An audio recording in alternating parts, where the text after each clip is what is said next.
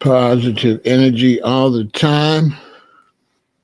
This is a special presentation brought to you by Studio 202. This is Studio 202. So you play all of this on Alley Cat over there on Studio 202.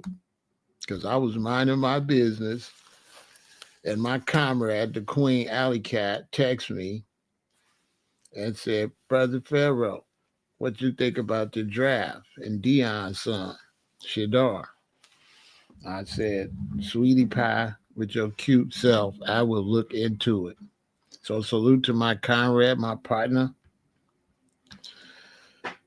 So, right off the top, let's get it clear. I wasn't thinking about this at all. Okay.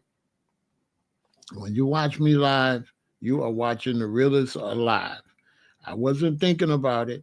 I had no pre-concepts of it. I wasn't paying any attention.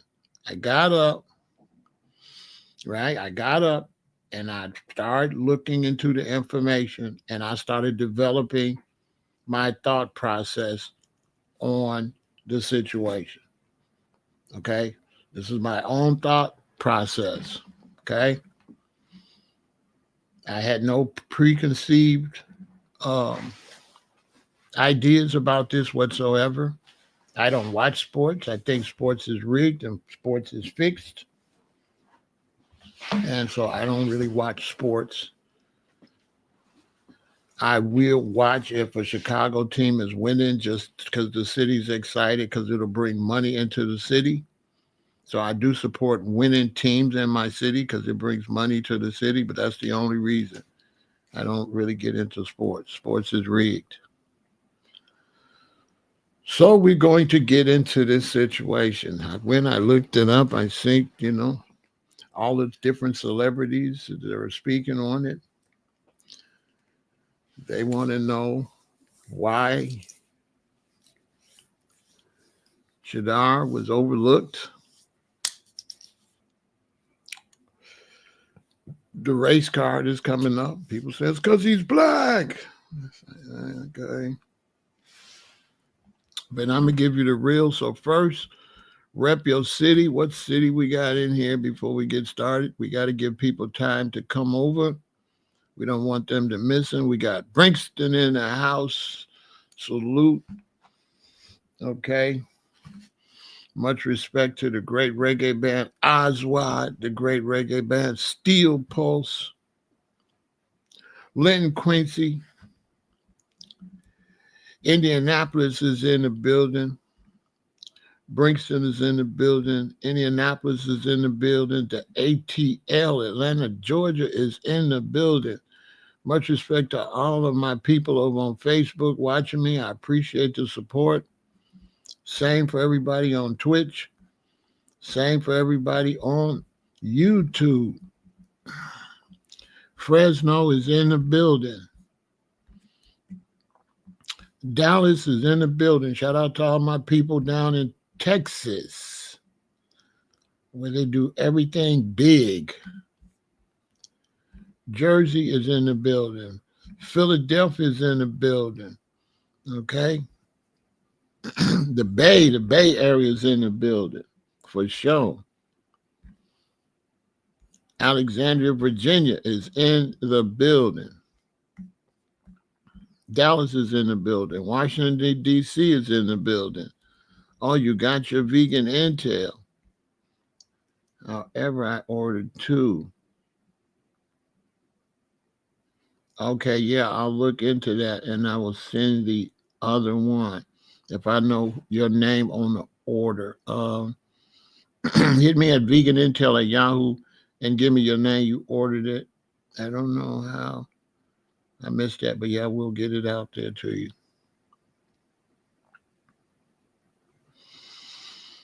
Yeah, I don't know how I missed that.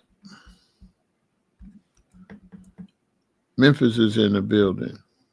Southeast San Diego is in the building. Richmond, Virginia is in the building. Dallas is in the building. Do I think it's a Fort Lauderdale? Do I think it's rigged? I'm gonna get into that. Oakland is in the building. Las Vegas is in the building. Detroit is in the building. My grandmother's city she moved to from the South. Wonderful Detroit. Houston is in the building. Yeah, that's a good Mother's Day gift for sure.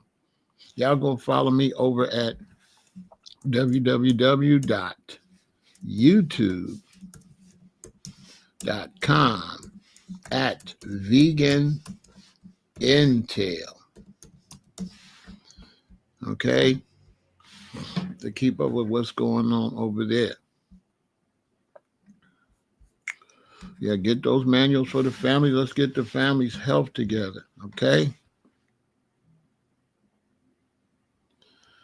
Yeah, let's get the family's health together. Okay, so what? We got 89 likes. Let's get 100 likes.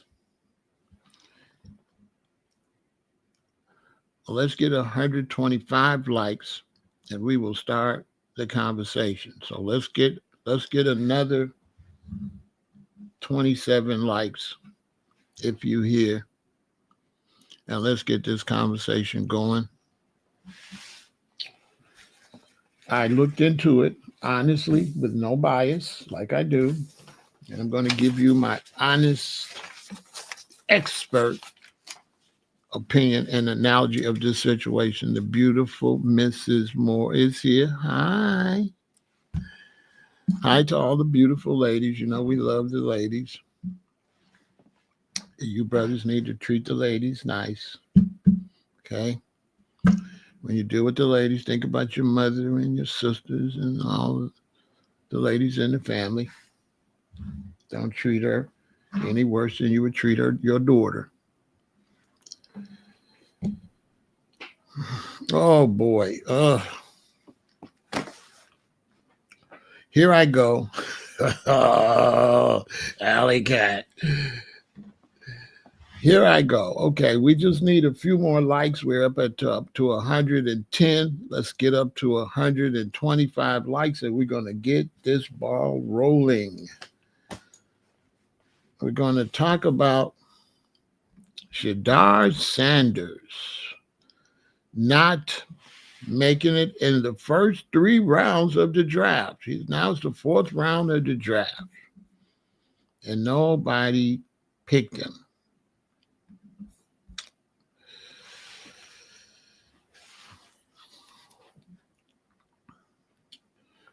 The race baiters are out there, both black and white. They're doing the racial thing. You know what I'm saying? Good to see you, Sharon.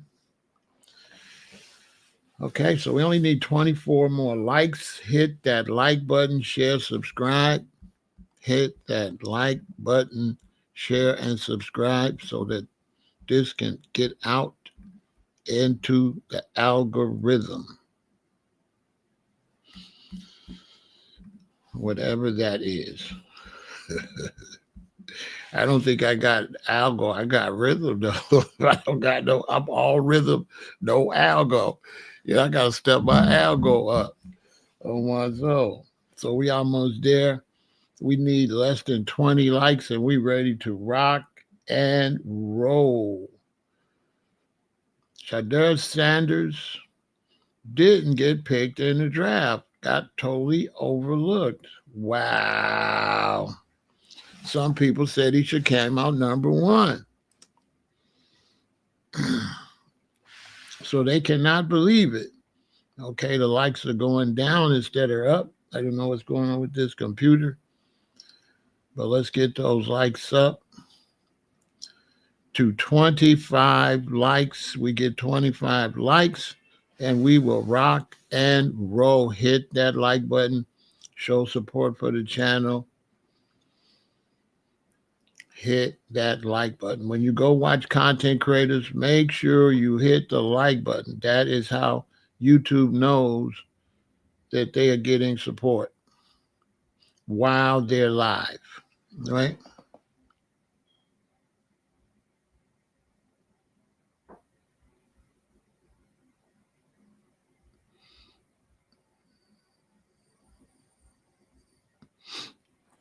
So yeah, we up to 109.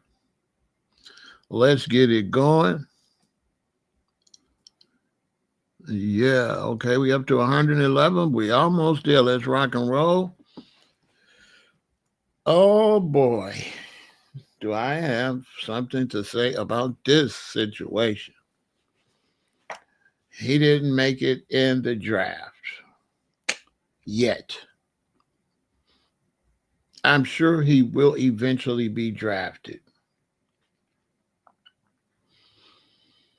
Well, we're gonna keep it a billion. I'm gonna tell you what I think about the situation, and I'm gonna tell you exactly what really happened. I'm gonna tell you the real reason he wasn't drafted yet. There is a reason. Shout out to the NFL. NFL, you owe me, okay, for teaching these people what's going on in sports. So the NFL, you owe me big time. Even the people on the TV, the NFL, what are we doing? Even your pro analysis is not telling the people the fact.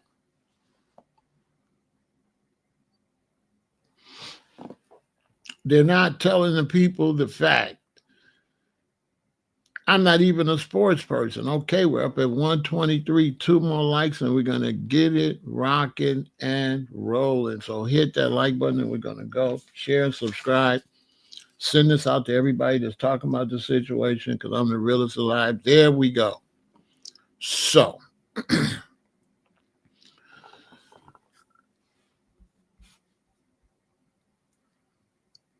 he just got drafted to the Cleveland Browns. Okay, fantastic. So he just got drafted to the Cleveland Browns in the 5th round. Excellent. I knew he would get drafted. It was just a matter of time.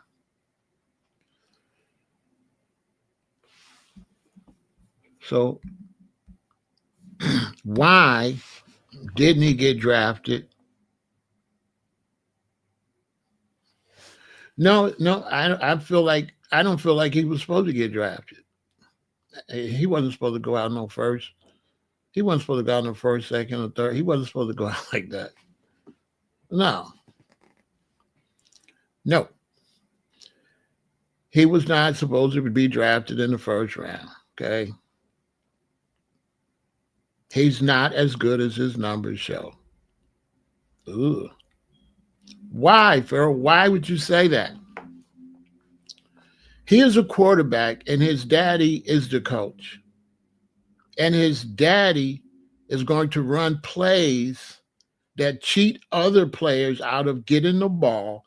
And his daddy is going to make sure that his son gets to make a certain amount of passes. His numbers are fake. His numbers have been manipulated by his father. Not only that, other players didn't get the ball because his daddy wanted to make sure that he can get a certain amount of passes. Okay? His daddy want to make sure that his son get a certain amount of passes, and he going to cheat everybody else on the team to make sure his little boy, right, his daddy ain't going to run no plays for my son as the running back. My son ain't finna get hardly no yards. Your son, the running back, ain't going to get no yards. The only people that's going to get anything to touch the ball is the receivers, the people that catch the ball, tight ends and stuff for passes. The fullback, the running back, ain't going to get nothing. His numbers is inflated by his daddy. He's on the team because they wanted his daddy. They wanted his daddy to coach. And they like, okay, if you come over here, we'll take your son too. We'll take your son too.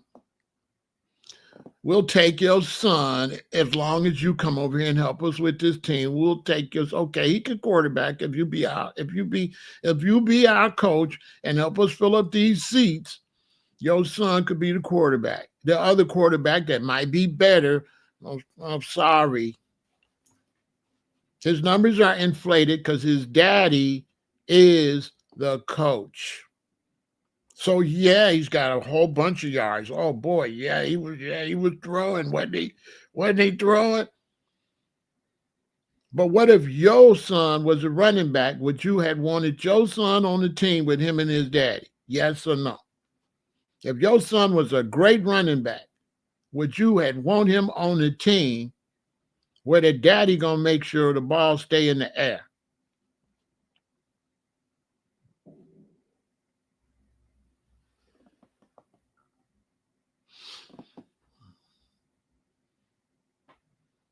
Now, Dion made it the hard way. Baseball, football, worked his way up.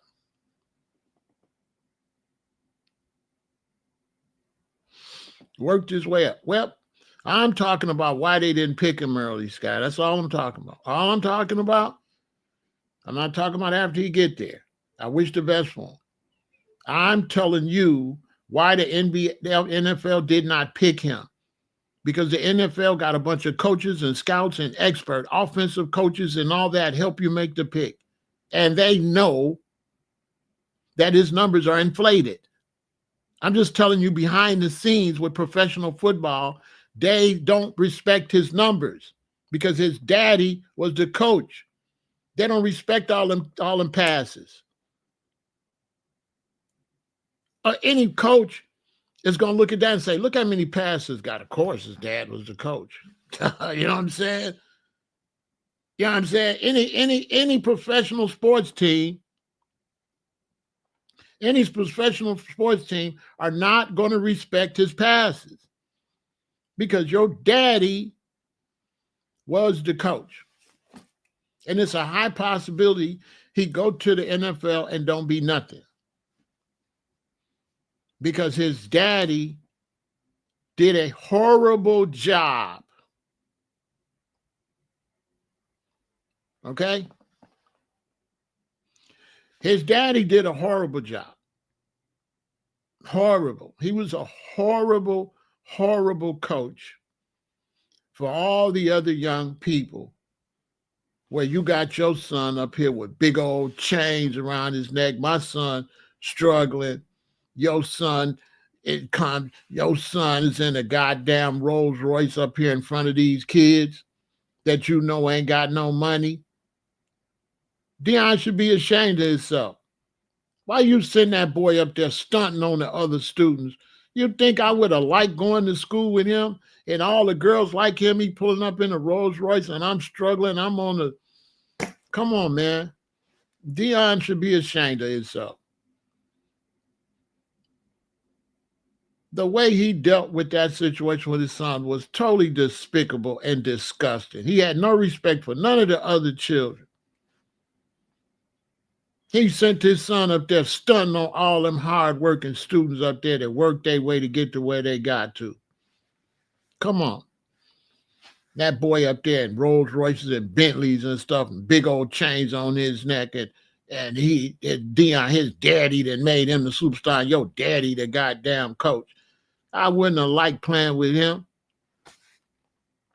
I would have liked being up with Dion because Dion could probably give me some shine, but he ain't going to give me as much shine he going to get his son. Every time you look up, his son throwing.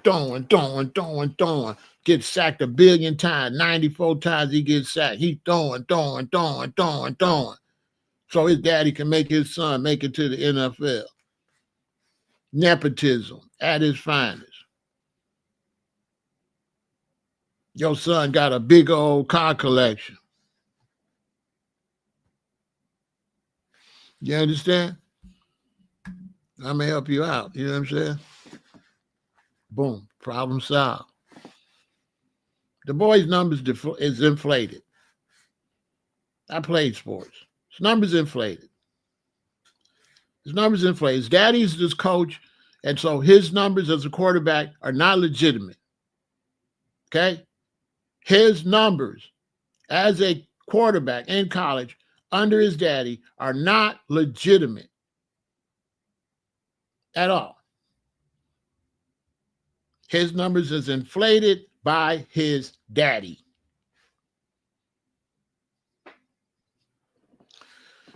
His numbers are not legitimate. And many players suffered because Deion wanted to make his son go to the NFL, and the hell with your son.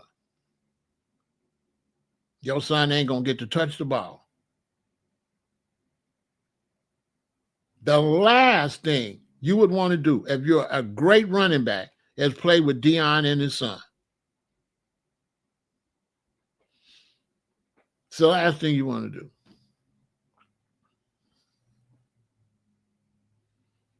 His son is his daddy's a coach. If you're a son, if you love your son, go home and love your son. But if you're coaching my son, come up here and help my son. And so, what's your name, SP? You don't understand what I'm saying. He ain't no damn daddy when he come to work. He the coach. He the coach. So all that daddy stuff is when you get home. You cannot be daddy and coach everybody else's sons.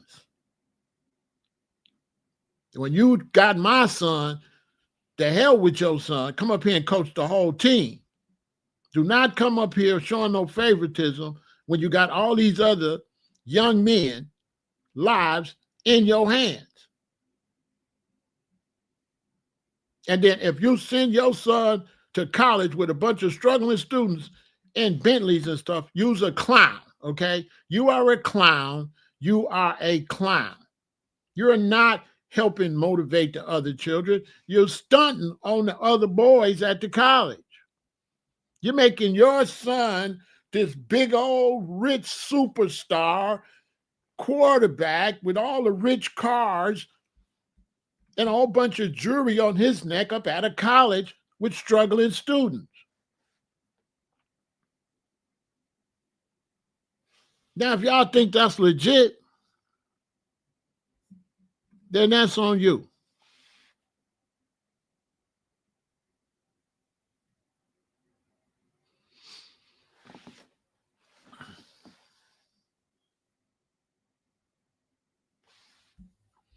That's why the CB left. Exactly. That's why he left. That's why he left. I'm just keeping it real. All you other people talking, you don't know what you're talking about. If you don't agree with what I'm saying, you don't know what you are talking about. His numbers are not legitimate if his daddy's calling the plays.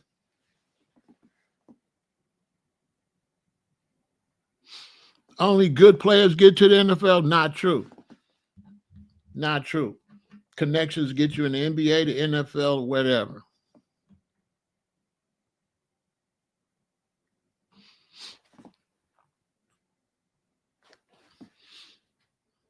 It was all trash. His number's not that good. He's not that good. I guarantee you he's not that good. I'm just telling you how the NFL, okay. I'm explaining to you why the NFL didn't jump on him. They didn't jump on him because they feel like his numbers are inflated. Okay?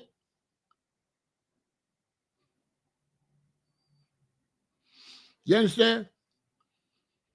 I'm just explaining to y'all why the NFL did not draft him. Because the NFL is going to look at your passes and they're going to see that your daddy is the coach.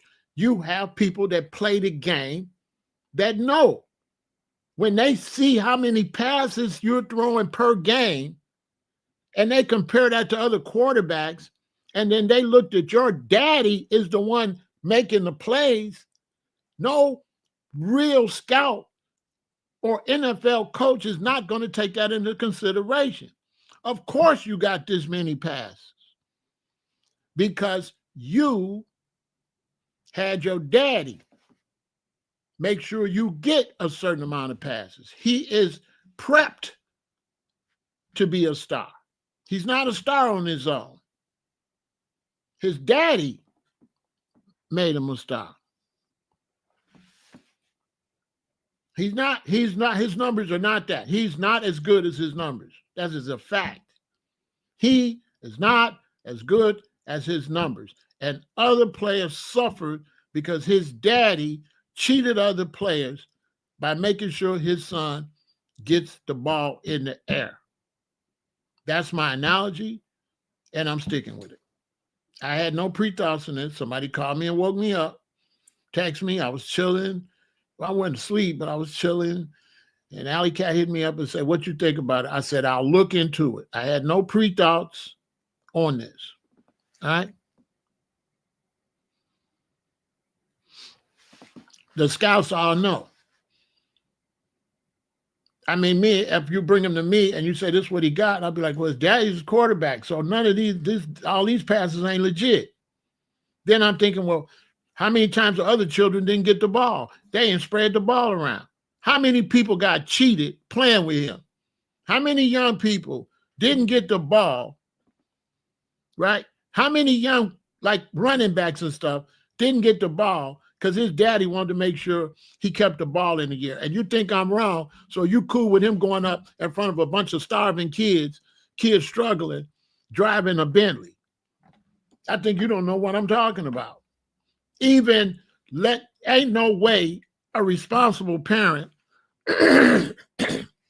that's really coaching these children would have let their son go up to the school like that. If I'm coaching that team, I don't care how rich I am. My son going to school maybe in a little pickup truck or something. My son is not going up there around them other children in no Rolls Royce or no Bentley.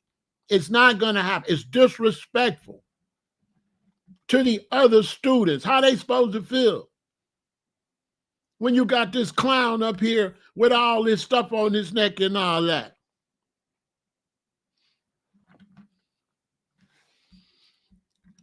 He had 300 yards throwing, multiple games, which means the running backs, right? Right? Which means the running backs, did the running backs get cheated?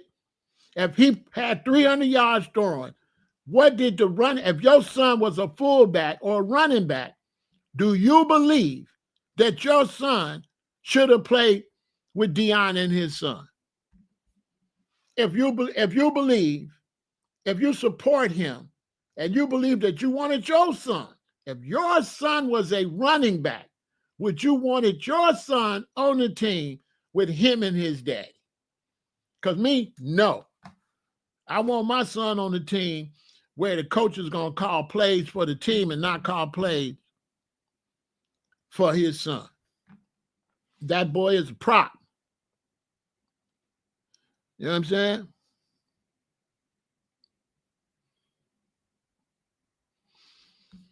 He's a prop. His numbers is inflated. That's not his numbers. He's not gonna get them numbers in the NFL. Ain't nobody calling no plays for him in the NFL because they his son. So then I'm just telling you, don't no coach want to be bothered with you. They look at you like, now he's a daddy boy. I don't want him over here. I don't want him over here. He not built like that. He's daddy boy. He's daddy prop. Deion Deion lose. Deion should be ashamed of himself. Which one of y'all would have sent y'all son up there with this on his neck around all them starving students? Which one of y'all? Which one of y'all would have sent y'all son up to the school if you was the coach and that was your son? You would have sent your son up there around all them other students like that? I'm just keeping it a billion. Even the way the boy presented himself was tacky and unprofessional for a coach. Okay? You talking about how can he stop them? I just asked you a simple question. I ain't asked you to ask me a question. Would you do that? Yes or no, Johnny? Simple. Johnny, would you do that? If you was coaching and you was rich and you had regular students there, would you send your son up there looking better than the other students? And would you run plays for your son and not your team? Yes or no? I don't want to hear no, let's step on it. Stand on it there. Say, yeah, you would have did that. Johnny Lemonade, stand on it. Say, yeah, my son would have been up there in all them cars.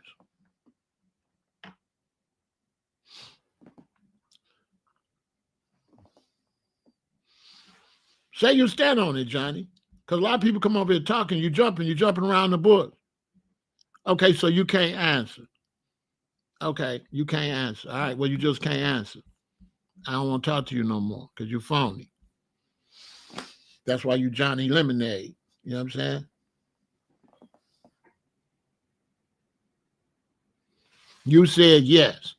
So you would have sent your son, if you coaching my son and a bunch of our children, you would have sent your son up there stunting on me and my children as a coach of all these young people. You would have did that? You would have sent your son up there like that? So you would have been more of a daddy than a coach. So that means you shouldn't have been no coach. You wouldn't have been qualified to be no coach.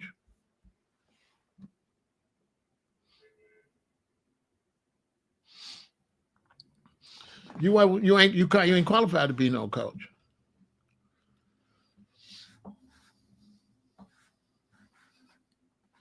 You know what I'm saying? You're not qualified to be no coach.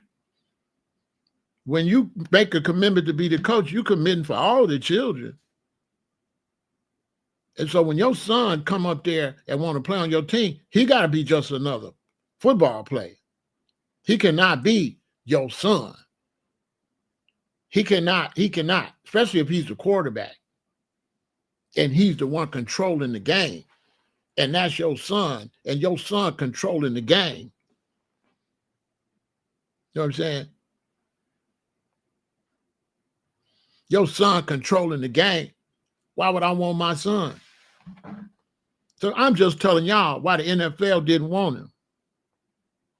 They did not want him because they're not going to respect his numbers. The NFL does not respect his numbers. When they look at his passes, they look how many yards he threw, and they look at that your daddy was your coach. They're going to say these are not legitimate. These plays were ran for his son. We're talking about people that run plays, that know plays. The NFL got people that can look at all the plays and can tell that his numbers was inflated, that plays were ran specifically for you.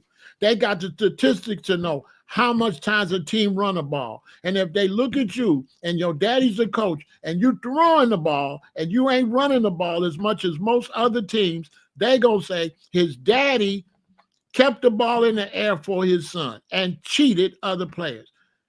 To me, Deion Sanders cheated, especially the running backs. That if your son was young and Deion came on my son team, I would get my son off the team.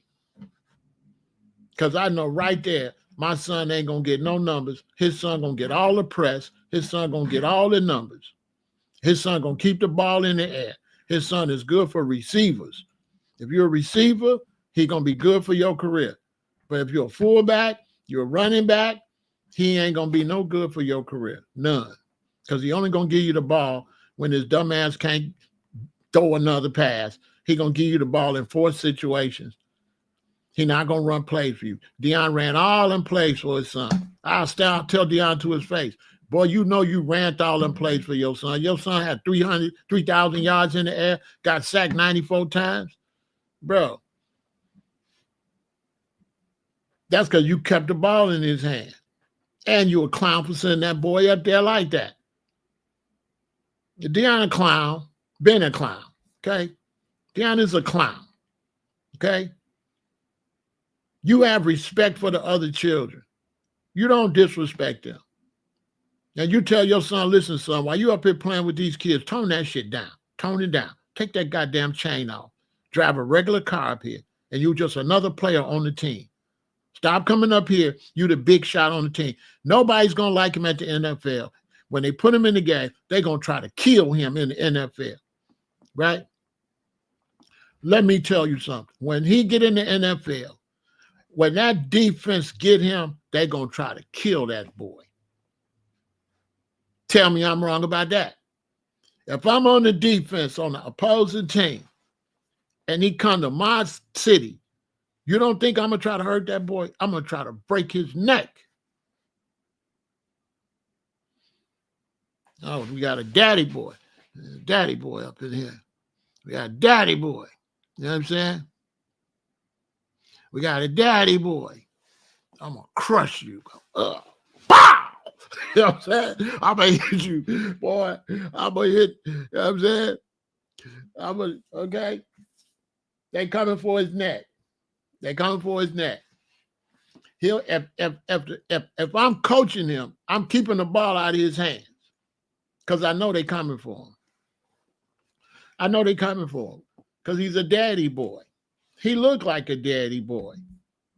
He don't look like a fucking goofy. Where the streets at? He don't look like a goofy trying to look like a rapper. He don't look like he's trying to look like a rapper. He don't look like a goofy. Look at him. Where the streets at? So we ain't got no street people over here, no real people. I'm the only real person over here. He looked like a goofy. Okay? Like a straight goofy. What is all this, bro? What is you doing?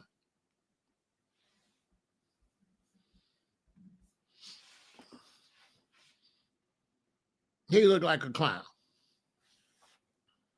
to me.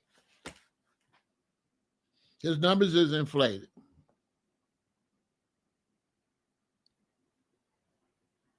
He don't look nothing like his dad. His dad came in struggling. He ain't no Dion.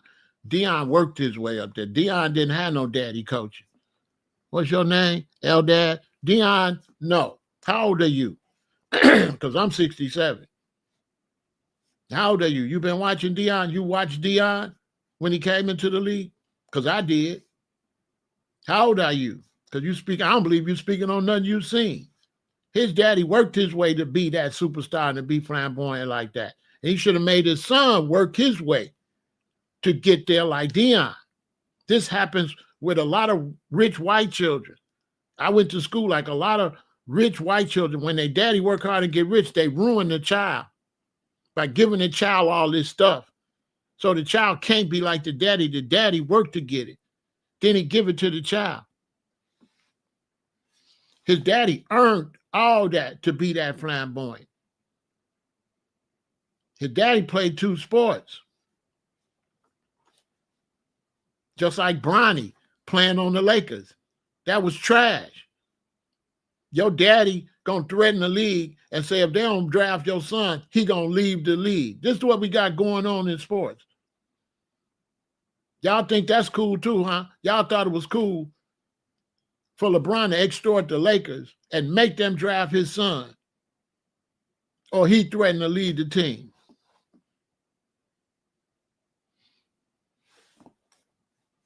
Come on.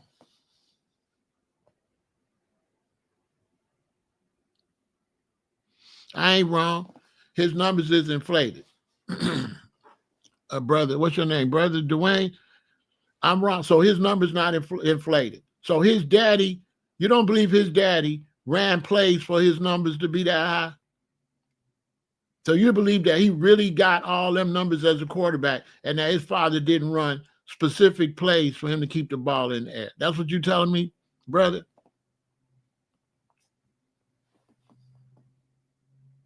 I'm not going to say he's not going to be no good. I can't say all that. I'm not going to say the boy can't be no good. I'm not saying that. I'm not saying he's not going to be good. I'm saying this is why they didn't draft him.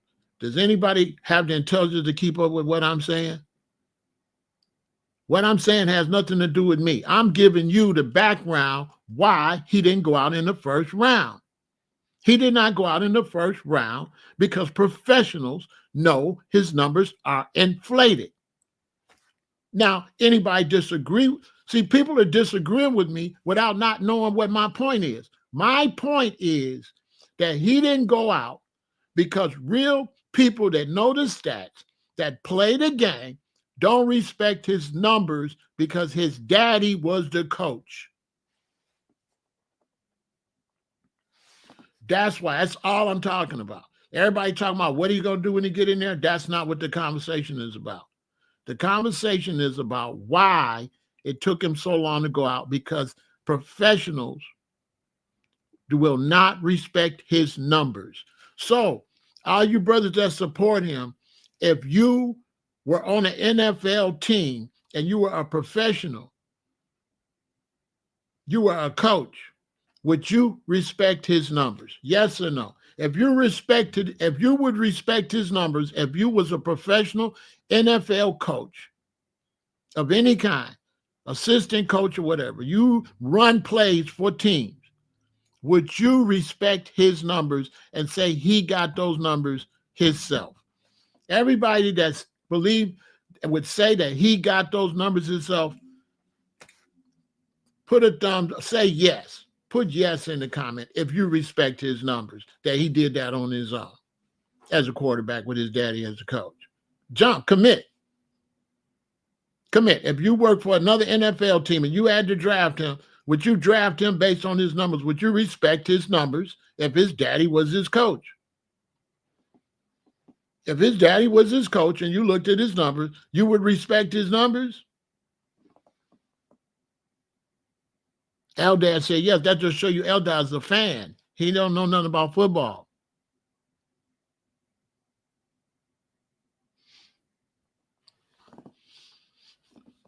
Yes or no, Sky? Don't dodge. Yes. Just say yes. As a coach for another team that know about running plays, would you respect his numbers? Yes or no, Skyhawk? Don't be scared. Don't be scared. Don't be scared. Yes or no? Because when you don't answer the question, that means you're scared. All you brothers over here typing, stand on it. Stand on it like a soldier. Would you respect his numbers?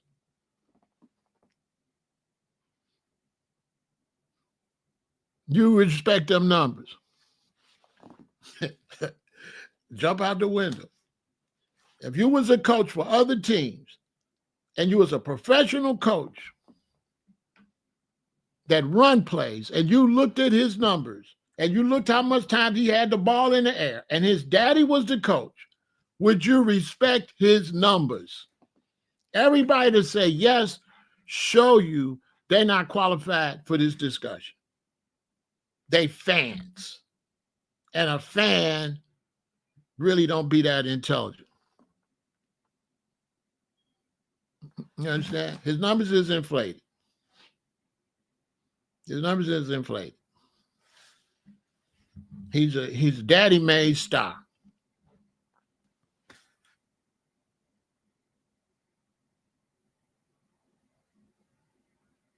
Which I don't have a problem with a daddy supporting their son. I would support my son. But if I took my son into a school with your son, I would not support my son to the point where your son's numbers go down. I'm going to make sure the running backs and the fullbacks and them get the ball too. I'm not going to go with my son as no quarterback, and every time you look up, he running. I'm calling all the plays for my son. Like that man call all them plays for his son. Like I'm really do this. I've been dealing with sports for how long? That man called them plays for his son. And that man really ain't did a good job. That boy liable to crash out. Every time, I know a lot of people, when you give your children the silver spoon or a golden spoon, they usually crash out, usually fuck up. Anybody will tell you that. You got two different types of rich white men. You got the ones that give their children the silver spoon, them the ones sons be drug addicts, mess up everything. Then you got the other ones, they got the money, but they make their son earn it. They just don't.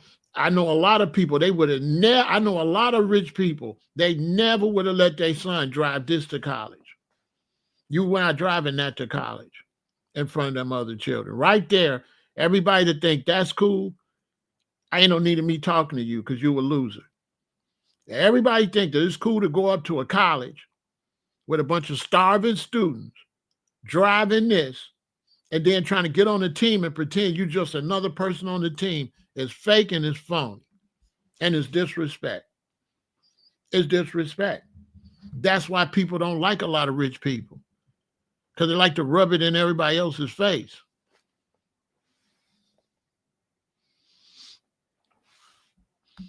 You understand? Now, this weirdo talking about how could you stop somebody for driving that? Didn't nobody talk about stopping it. I said it never should have started. It never should have started. I can't talk to you no more, lemon head, because you's a lemon head, and I'm a real man, and you a lemon head. I can't talk to you.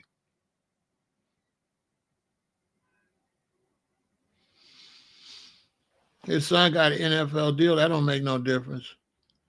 I've seen how many NFL players come and go. That don't mean nothing. And so you don't even know what I'm talking about. You got slow comprehension skills. What's your name? Eldad. You got slow comprehension skills. You want to talk about something different. What am I talking about? Eldad, Johnny Lemonhead, what am I talking about? I'm talking about why he didn't go out early in the draft, right? Now, did he go out early in the draft? No. Okay, so what is there to argue about? He did not go out early in the draft. Why didn't he get drafted until the 5th round? Johnny, Eldad, that seem to have a problem staying on subject, because this is not about his career or none of that. I'm answering why nobody drafted him till the 5th round. So, Johnny, you tell me why he didn't get drafted to the 5th round. And Eldad, tell me why he didn't get drafted to the 5th round. Y'all tell me why. Y'all got the answers, right? Tell me why he didn't get drafted till today.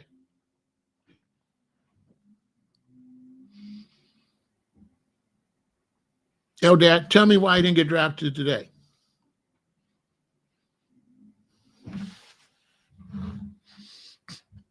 It's simple. I ain't gonna argue with y'all.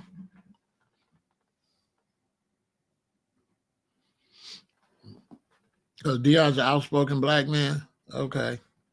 There ain't no team gonna pass up on no good player because of your daddy. They want to win. They gotta make money and win. Okay. They gotta make money and win. Now, that's not the only reason. Another reason they didn't get drafted, because a lot of teams got young and upcoming quarterbacks. They don't need them. Like the Bears just traded a quarterback for another quarterback, so they wouldn't bring him over there and hurt their new prospect. A lot of teams got young prospects already coming up, so they don't have no need for him. You're not going to bring a prospect on top of a prospect. What you're going to do is you're going to build around the prospect you already got. So a lot of NFL teams got a quarterback that is their man already. Now, you mess up the team chemistry if you bring him in, because now your quarterback is getting nervous while you bring him over here with me. You're making me nervous, like what you trying to replace me with him. So a lot of teams really wouldn't want him. He'll mess up the team chemistry because they already got their man that they trying to get in there. Like the Bears had an excellent quarterback they drafted. He didn't work out. They traded him for the guy they got now, and they struggling with that. So they wouldn't really bring him on top of that situation. So a lot of teams, right? A lot of teams wouldn't necessarily want him. There's only a few teams that will want a quarterback, right? There's only a few teams going to want a quarterback, because a lot of teams is always trying to keep the quarterback they got that's been winning, or they have a prospect. You're not going to bring a prospect on top of a prospect. You understand? So that's got a lot to do with it. It's not all based on his numbers, but they don't consider his numbers legitimate. The NFL, the professionals, not these people in the chat that want to argue with me. I'm talking about the pros, the professional men that take the stats and keep the stats and know the stats and know how many passing yards, how many times you throw the ball a game. They can look and see how many times you throw the ball per game, how many times the average team throw the ball to get the game. And if he got the ball in the air more than the average and his daddy is the coach, They're going to say his daddy kept the ball in the air. That's what they're going to say. Don't hate me, hate the facts. The facts is the professionals that keep the records of how many plays ran. When they look at him and they see how many times the ball was in the air, it's going to hurt him because his daddy was the coach. And they're going to believe his daddy kept the ball in the air. His daddy not going to never be looked at as no legitimate coach with his son on the team. He's going to be looking at as someone coaching his son. He's not going to be looked at as a real legitimate coach, college coach. Period. There's no coaches respect him as a college coach like that with his son on the team. I'm going to tell you that right now. They don't respect that. They like, it's like it's a man, it's like it's a fake team. It's not a real team. Imagine you play basketball and the coach's son's on the team and he the star of the damn team. He always got the ball. All the plays is ran for him. And daddy's a play. He bringing the ball down. It's like Bronny. LeBron was coaching that. Bronny would have been on the bench if LeBron wasn't on the team. Bronny wouldn't have never started at no damn Lakers game in his life.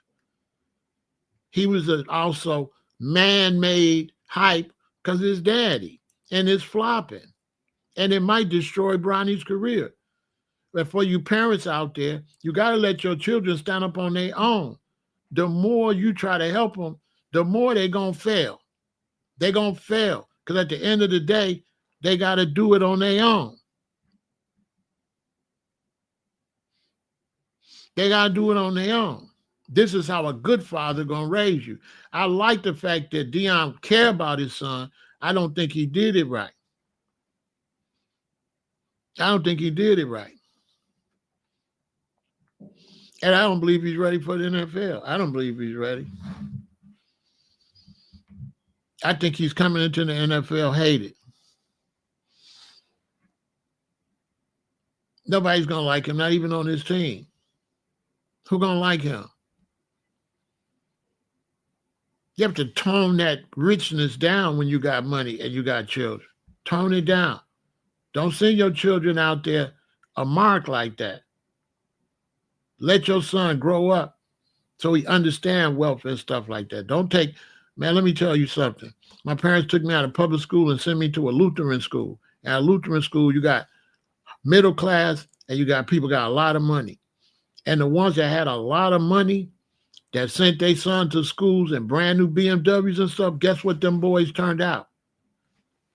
They crashed. They became drug dealers, dope fiends. They didn't do good in school because daddy gave them too much money and it killed their motivation. They didn't have what their daddy had. Their daddy worked to get where they at. But you give these children a silver spoon, you ruin them. You have to still hold back some to make them be able to earn a position. This boy looked like a bozo. He looked like a clown. And of course, in the black community, we like shit like this. We like flashy. We don't respect money. He throwing away money already. A fool. Got how many cars and all that. Bro, you don't need all that.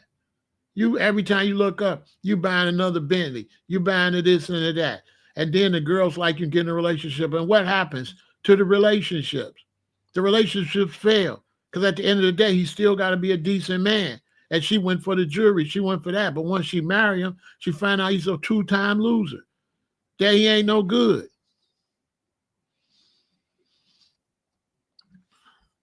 I can't talk to you 619, Matt, because you don't know what you're talking about. When you say white people, you generalize. A lot of white successful men, their children got to earn it. Now, I doubt if you're even around that type of crowd. So I don't think you know what you're talking about. A lot of white successful men, they don't give their children all of that. They got to earn it. If you come to Chicago, some of the richest people you're going to see, You will not know they rich. They do not have on real expensive clothes. They got on a plastic, one of them watches that look like rubber. They got a meager BMW. They don't got no Bentleys or none of that. And they come to work downtown every day and they just look like another businessman. They don't come downtown with a whole bunch of gold and shit on. White people got their gold in the vault, in the crib. So don't talk to me about something you don't know about, because I be around these type of people and they keep their jewels in a safe hid in the house. They don't wear that shit. Okay? They don't be driving up and down the street in Bentleys and Rolls Royces. If you come downtown Chicago, you're not going to see one Bentley. You're not going to see one Rolls Royce. 6919, man. I don't know where you live at. You might live in bumfuck Egypt or somewhere. But I'm in the big city. And when you come downtown in a city like Chicago, you're not going to see them flaunt their wealth. They don't do that. And they try to teach their kids, don't flaunt your wealth. Just get the money. They like to make investments. White people don't flaunt. Black people be broke with all that shit. Black people be broke with mouth, gold, teeth, and a bunch of shit on. So don't tell me nothing about white people, 619. Stay in your place. You don't know what you're talking about. White people get the bag and put it up. They don't wear the bag on their wrist. They don't buy no whole bunch of watches and shit. They don't do that type of shit, bro. You don't know what you're talking about. They got special jewels they bring out. If they got to go to a big-time banquet or something, then his wife will bring the jewelry out. Other than that, the white boy's got a Rolex. That's it. He got one watch. That's it. The black man the one do all that. Show me one white kid like this in college then. Show me one. Don't just come over here talking no fake ass shit. Show me a white athlete that daddy got money that's doing this. Show me one. Show me another. Tell me the picture to go to of a young white man who daddy's a superstar. Show me a white kid who daddy's a superstar just like this. Looking like a damn fool with that shit on his neck. He looked like a fool. That's what he looked like. All in the NFL on some nigga coon shit. Nigga want to look like a rapper. Look at John Morant. Another clown. Clowns. So that's why he didn't go out in the draft, because the professionals don't respect his numbers, because his daddy was a coach. Now, some of y'all would respect his number with his daddy's a coach because you some bozos and you some losers and you some fanboys. Some of y'all probably want to date him. Some of you men. So I got to realize who I'm talking to, because y'all young niggas is soft as motherfucking baby shit. So listen, don't make me go there. I don't want to listen to no pussy generation. Okay. With all due respect, y'all ain't really standing on nothing for me to listen to you. You soft as boo-boo. You know, the young generation of blacks especially is straight clowns. You wear all your wealth on your sleeve. Everybody got to know you got some money, instead of really just having the money and creating generational wealth. Nah, you create sensational wealth. Your wealth is sensational, not generational. And you die broke. You'll be broke. Now, I can name the rappers that had all that that's broke now. I can name a bunch of rappers walked around looking like this that's broke right now today. Look at Floyd. How many cars Floyd had? How much stunt Floyd got? And Floyd is broke today. Flat broke. Got to go do another exhibition. Look at all my Lamborghinis. Look at all these watches. Floyd is the perfect example. A clown. A clown. Instead of putting his money up and creating generational wealth, that fool went and bought sensational wealth. Floyd Mayweather. Absolute facts. So this is bad parenting. Dion, I don't know what the hell's wrong with him. I think he had some good intentions. I think he wants to be a good father. I think he wants his children to have nice stuff and stuff like that. But A lot of times black men never had that stuff before, so we don't know the rules of the game when you get money. When you get money, you do not show your wealth. So for the young black brothers watching me, let me tell you something. You do never display your wealth. Because the only people care is the motherfuckers that's going to tie you up and take it. Don't nobody else care but the stick-up man. Or don't nobody care about your wealth but the person that's going to hate you. You get no love from showing your wealth. You get all hate and enemies. And people start targeting you. And people start trying to find out where you live at. And people start wanting to kidnap your baby mama, your children. That's what you get. Flossing. Flossing is a no-no. You're not getting it to show nobody. You're getting it to live a good life and to pass it down. You're not getting wealth to show. That's not what it's for. It's to live on. It's for the family to live. It's not to go in front of poor, starving people showing out. Don't do that.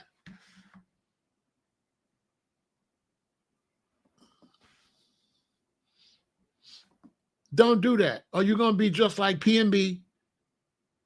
that went to the goddamn in the hood with all that shit on his neck. You know what I'm saying? Sanders is the face of creating his brand. Sanders is the face of a motherfucker that got one foot fucked up and is I'm not impressed with him. So he don't impress me. He might impress you, but I'm not really that impressed with him. I think for him to be a really good coach, he had to coach without his kids on the team. I don't think he was no good coach with his sons on the team. I think he got the ability. I think he's a great player. I think he did a lot, but I think he's making a lot of mistakes that people, when they get money, black people, when they get money, because a lot of times black people, they're the first one to get money. Whereas in the white family, they might be the third or fourth generation. So I already learned. So I understand black people, it's your first time getting some money. So first you get some money, you want your children in Bentleys, you want your children, you're going to show, man, we got money over here. But that's a mistake. That's a mistake. And now when you pump that boy up, as soon as he get in the first game and he get messed up and things don't go right, then he going to go through depression. Because you always had that baby boy up in the air. But when he get in the real world and he get on the NFL team and he don't do well right away, he might tank. He might tank all the way. We think how many athletes do that? He might just, boom, he might not be able to cut it once daddy ain't there holding your hand. And in the real world, when you come on the team with us and you daddy's boy, we do you dirty. For people want to hear the real commentary. When he get on that football field, they going to do him dirty because he daddy boy. And a lot of people he play with ain't going to like him because you coming in with all this motherfucking shit over me. I worked hard to get in the NFL. Your daddy helped you get in the NFL. So I ain't going to like you on my team with me anyway. I've been playing 2 years. I can't even afford all the shit you got. You understand? You call it hating. Well, just come back and watch another day because this conversation ain't for you because you ain't mature enough to know this is not hating. This is just a fact. You just call it hating. I don't see where it's hating. There's no hating saying why he didn't get drafted. He didn't get drafted because his daddy inflated the numbers. It's just that simple. So, yeah, I understand you like foundational black Americans, but I know foundational black Americans in Chicago would rob you 6'9" and shoot you in your face. They foundational black Americans. Crips is foundational black Americans. The Bloods is foundational black Americans. People that would kill your mama is foundational black Americans. Ain't they? Ain't all these niggas around here foundational black Americans? I know a foundational black American that'll fuck your baby mama. So miss me with that weirdo shit. I'm the realest nigga alive. What that be, foundational black American. Foundational Black Americans is killing foundational Black Americans. Last time I checked, I don't know. I'm in Chicago. These GDs and BDs, they foundational Black Americans. These Blackstones, these four corner hustlers, and these vice lords are foundational Black Americans. If you go to Cook County Jail, guess who's going to knock you out? 619. Foundational Black Americans going to whoop you and stomp you out. Yeah. Yeah, the dumb way. Yeah, well, I'm going to help you out. You know what I'm saying? Go watch somebody else. You know what I'm saying? It's real simple. It is what it is. I'm here to tell people the facts. I'm not no cheerleader. I'm just here to tell the facts. And the facts is he didn't get drafted because they looked at it and they felt like his numbers is inflated. They don't respect his numbers. The NFL does not respect his numbers. I don't respect his numbers. His numbers are not legit. His daddy orchestrated those numbers. Period. I'm not here to be nobody's friend, or I'm not here to be a cheerleader for nothing. I'm here to tell my subscribers the facts.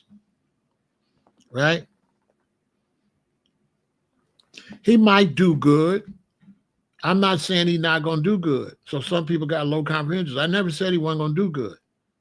I never said nothing about the projection of what he going to do. All I'm here to speak on is why he didn't get drafted in the first round. That's it. Other people are coming, talking about what he going to do and all that. That's not what the conversation is about. So once you come over here and you don't know the conversation, you know what I'm saying? And you get to talk about everything that has nothing to do with the premise of this live stream, I don't know what to tell you. I came over here before he got picked today because people wanted to know what I thought about him not getting picked until today. And I came over here to let people know that he didn't get picked until today because they don't respect his numbers. I gave you the honest reason why. Okay? They don't respect his numbers. His numbers was inflated. And yes, players were leaving the team.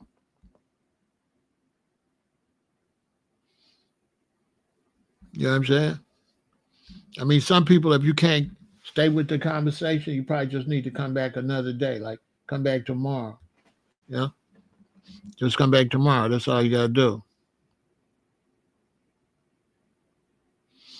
You know what I'm saying? If you can't understand what I'm saying, and then just come back tomorrow, because I don't got time for it. You know what I'm saying?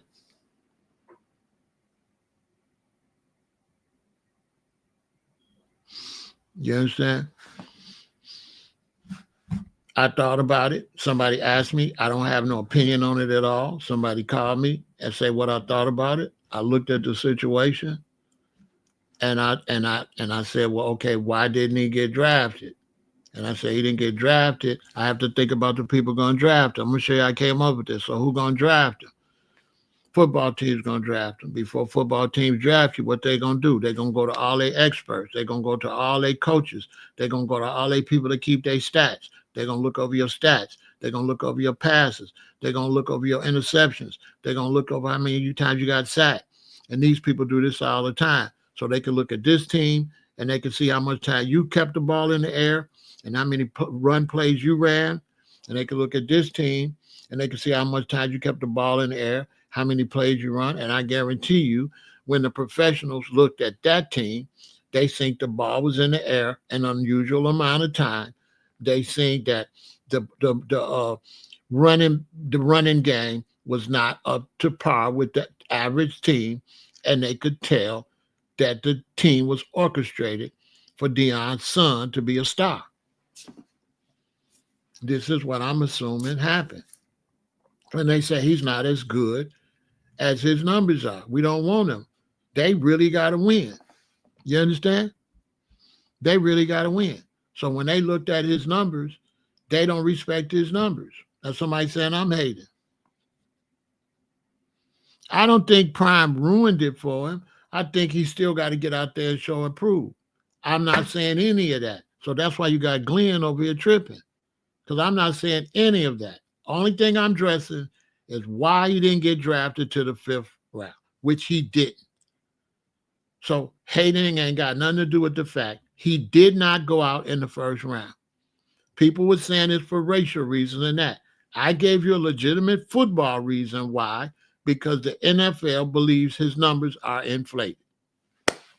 Simple. Has nothing to do with the future of his career at all. But I did say he was a clown for going up around them struggling students with this car. And I'm not a hater because I'm standing up for the other students. His daddy was foul for that. And you young people watching me, you don't have to listen. But let your child get in a new college and send your child to the college stunt and see what happened to him. Send your child to the new college. That's why when you go to the colleges, when I took my daughter to the college, all the parents send their children up there with regular pants on and sweatshirts and stuff like that, hoodies. They dress them children down when they go to college. No decent parent dresses their children up in college. We dress them down when they go to college. Now, I'm probably talking to young people that haven't took no children to enroll them in no university. But when you go to the university, then you got to go to the dorms where they at and look at all the young people coming in there. They all look plain. The object is to not stand out. The object is to go be a good student when you go to college. The object is not to go to college with a bunch of jewelry on or nothing like that. You go as a student. You're trying to build a career. You're not trying to, this is not a place to stunt. So they're not sending their children up there in Bentleys and Rolls Royces up at no college. Ain't nobody doing that. Nobody's doing that. If you go to these white neighborhoods in Chicago and you go out there where they got these big giant mansions and you see the daddy got a Benz, when you look outside the garage, you're going to see 2 regular cars. Those is children cars. These are all facts for the intelligent people.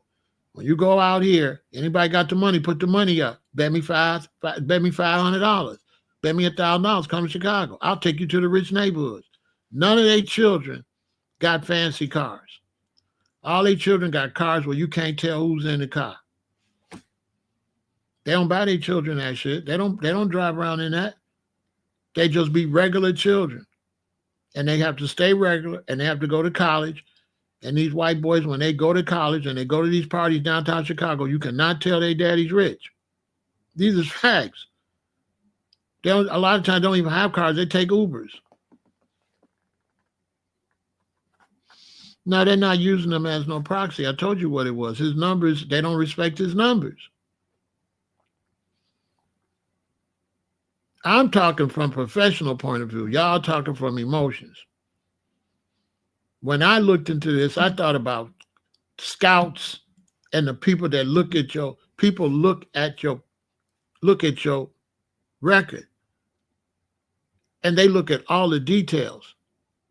They know, they could tell you how long you held the ball before you be releasing it and all that. We talk about high level. We talk about professional football. So a lot of people don't understand what I'm saying.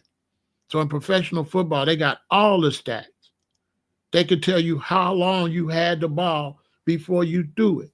They can give you your average of reception yards, how many passes was received, how many passes did you throw per game, how many passes did you throw per season.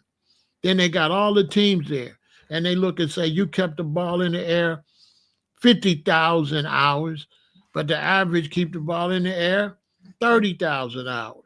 So they're going, damn, he sure kept the ball in the air a lot. Okay, his daddy was his coach. Okay, this ain't no real team. See, Deion Sanders wasn't no real team. There was teams designed around his son. That's why when they met real teams, they got crushed.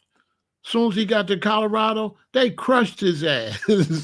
When he got up there, the real football teams that didn't have nobody's son, They smashed him. They smacked him down.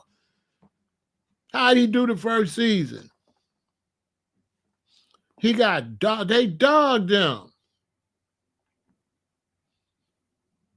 Hey, boy, you ain't like no HBCUs no more. This the real deal. They smashed him. No, I'm not. I'm not comparing him to nothing. I'm going to repeat myself, follow the logic. People wanted to know why I think he didn't get drafted until the 5th round. And I'm saying I think he didn't get drafted because they don't respect his numbers. And then a lot of people follow the logic, don't want to respect my analogy, don't want to be like, well, that's a decent analogy, which it is. I think I have the best reason why. Other people saying race, other people saying everything. I'm saying they don't respect his numbers because his daddy was his coach. They don't respect him as a quarterback, that his numbers are accurate because his daddy was calling the plays. Okay? Yeah, they don't know, but I played football. I played baseball. I played like most of these young brothers, they're not as athletic as me. Most of these young brothers, they're not as athletic as me. This young generation, they soft anyway. When my generation, we played everything. Whatever they was playing on TV, we played it. It's basketball season, we on the court. I don't care if it's puddles on the court. You don't see young black men out there playing sports like that, playing two-hand touch, playing tackle with no equipment on like that. They walk around with their pants sagging down, with their drawers out. You know what I'm saying? They ain't even athletic like that. A lot of these dudes in the chat, I'll take them on the basketball court and do them ugly, blow them off the court. A lot of these, I'm 67. A lot of these young brothers, I'll take them on the basketball court and blow them off the court. Because they're full of meat and chicken and all that. We ain't going to even go there. But I'm not hating on dude. I'm just explaining why they did not draft him. So I'm not even talking about him really. I'm talking about why in my thought, why the NFL didn't draft him early, because they don't respect his numbers because his daddy is his coach. And nobody going to respect your numbers when your daddy is your coach and your numbers is high. They're going to say your daddy made sure your numbers was high, which he did. Deion made sure that boy had high numbers at the detriment of other people on the team. Other people on the team suffered. So I don't really like it because I know for sure that young athletes suffered playing with that boy. So for sure, if my son could really play and that boy came, I would have sent my son to another college. I wouldn't have let my boy be no backup singer for Deion's son because I would have been like, this man not going to coach my son. He only going to coach his. And that's exactly what Deion did. I believe Deion cheated a lot of players. A lot of running back stuff didn't get the yards they were supposed to get because Deion made sure that boy kept that ball in his hand. I believe that. I don't believe Deion's a good coach or a good representative for young people at school. Because if he was a good representative, he wouldn't have let his son come up there and disrespect them other students, stunting on them other students like that. So I think Deion was a terrible role model for a coach. A decent man would have said, listen, son, don't go up there like that. You know these children struggling. Don't go up there like that. Have some humility, son. Son, don't go up there like that. These is college kids. Don't go up there like that. Don't go up. Don't let me see you up there in them cars like that no more. This is college. This is college. Don't do that. You're not helping the team doing that. You're making people hate you. The people talking about, I'm a hater. I'm just breaking it down. When you go up to the school like that, they're going to hate you. It's just simple. But, I'm talking to some people that don't want to keep it real. If your son go up to a college like that, nobody going to like him. Who going to like him? Ass kissers, but the regular people, they're not going to like you. Nobody want to play with you. I wouldn't have wanted to play with him. I wouldn't have wanted to be on the team with your daddy's a coach. Anyway, hell no. No. I wouldn't want to be on no team where your daddy's just superstar coach and I'm on the team. No, hell no.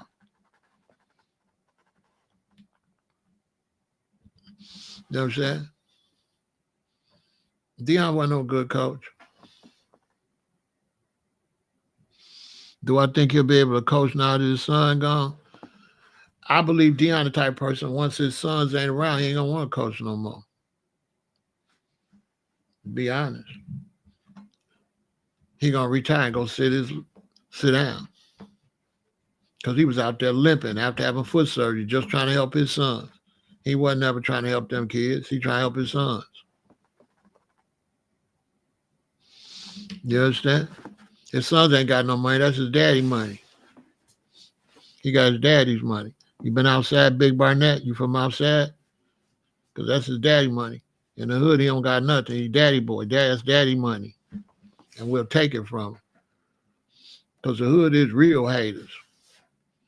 His daddy's a lame for putting that boy out there. And that boy, if he blink and he ain't built like that, what's going to happen to him, Big Barnett? Let me see if you're a real nigga. What's going to happen to Deion's son if he gets sloppy and he get out here, go to the wrong club and shit with all that shit on? Let me see if you're real, Big Barnett. What's going to happen to him if he ain't really built like that? And he a motherfucker with a silver spoon and he make a mistake and he wear that shit and he get caught. What's going to happen to him, Big Barnett? Let me see if you're real. Because if he get caught in the wrong place in Chicago, he going to die. Yeah, he going to die. Yeah, he going to die. He going to die. If he come to Chicago and he get caught out there, he going to die. They ain't going to just rob him. They're going to kill him. Oh, yeah. Because he ain't about that. He's stunned. He not that. He a goofy. You can see he a goofy. He a goofy, okay? He not that. Okay? He a goofy. He don't look like a goofy. I'm the only person honest, huh? I wish the best for him, but when I see him with this big chain on, trying to look like he NBA young boy or do dirt, I just say, bruh, you know what I'm saying? Bro, you're a football player. You know what I mean? You're a football player. What is you doing? He trying to do the rappers. He trying to look like the rappers. When he's supposed to be trying to look like Randall Cunningham or somebody.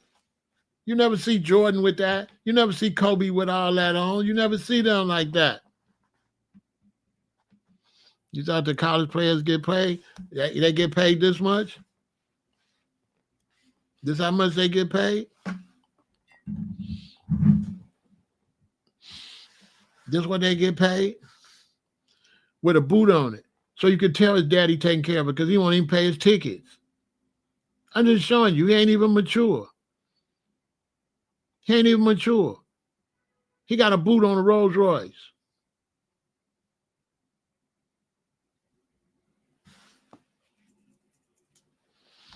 Ain't nobody up at the school with that shit but him. I know what y'all trying to say. I know what y'all trying to say.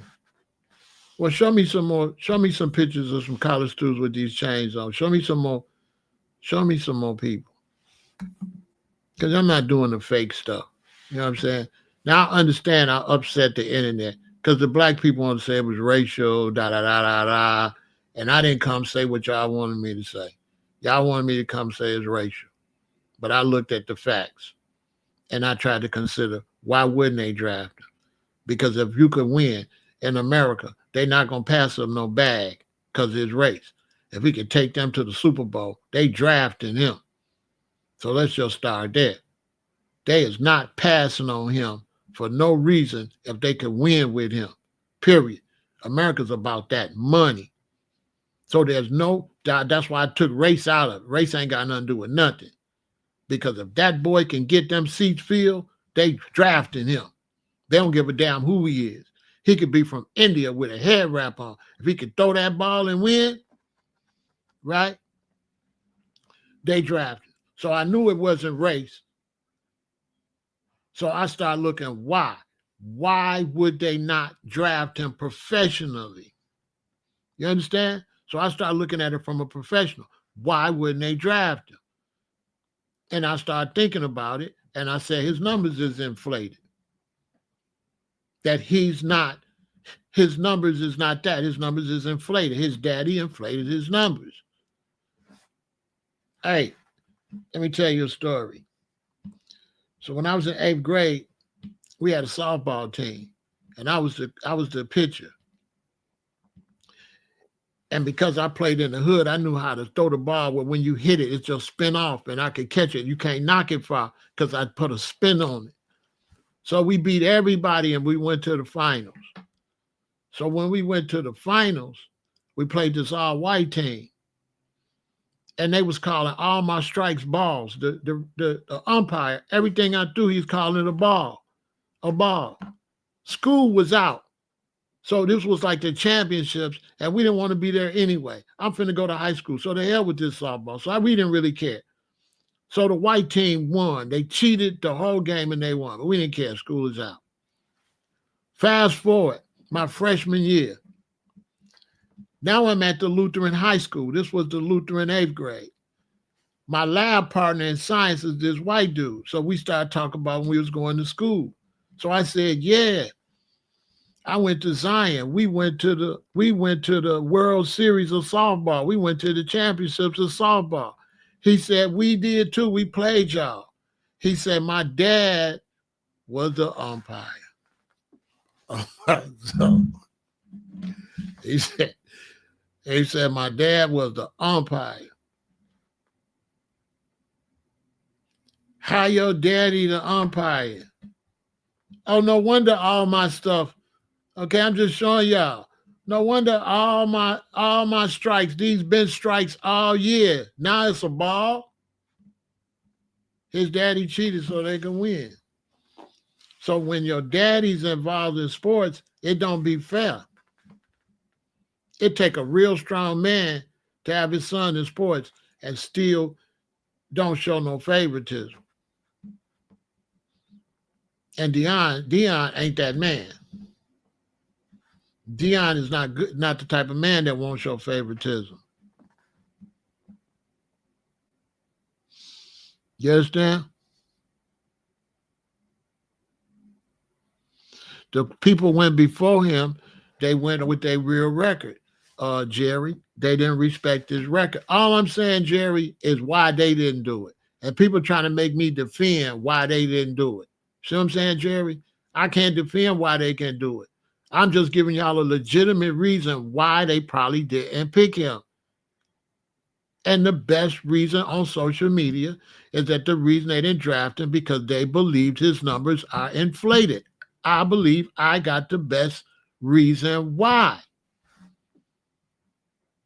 I'm saying why they did not draft him, and people trying to make this like this got nothing to do with me. I'm just analyzing, telling y'all the reason I think he didn't go out because I don't believe they respect his numbers.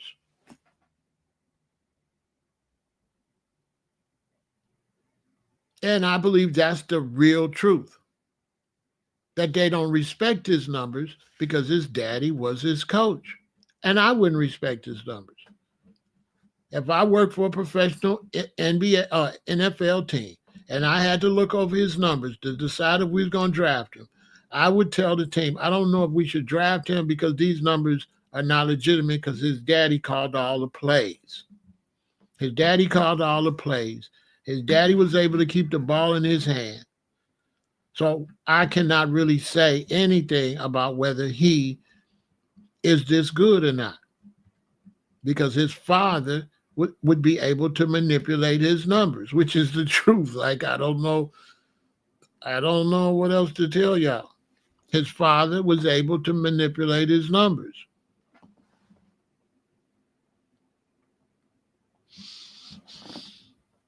And I might be talking to dudes in play sports. I played every damn thing. We played every sport. We didn't go to Little League to play. We played in the hood because we the baby boomers. We played real baseball. I wasn't on no Little League team. We played baseball. We had everything: catcher's mitt, umpired stuff, the whole catcher's outfit, the stuff to go on the knees. We had all that. We would work and save our money, or our parents would go buy bats and stuff and bases. And we had all that stuff. And we played May Street against Aberdeen Street on our own. You understand? And so I was asked to talk on it and to look at it. And when I looked at the situation, everybody was saying, it's racial, it's racial, it's racial. And I just said, well, let me think on my own. And I thought on my own. And I said, well, I looked at it from a professional point of view. When it comes to the draft, they're going to look at your numbers. And if your daddy was your coach, your numbers are illegitimate. His numbers are illegitimate. All his numbers playing under his daddy, to me, are illegitimate. They don't represent a real football team. They represent a football team where daddy is coaching his son. To me, it's a LeBron Bronny situation. So I don't respect none of his numbers. To me, his numbers is bootleg. His numbers is trash. They're not real. Because I can't guarantee that his daddy wasn't trying to keep that ball in there to make his son a superstar. Which I'm not hating on that. He made his son a superstar. I'm not hating on that. I'm just saying that the NFL know that. That's all I'm saying. The NFL looking at it how what I'm saying. Your daddy made your numbers. Because you got NFL players that made it on their own.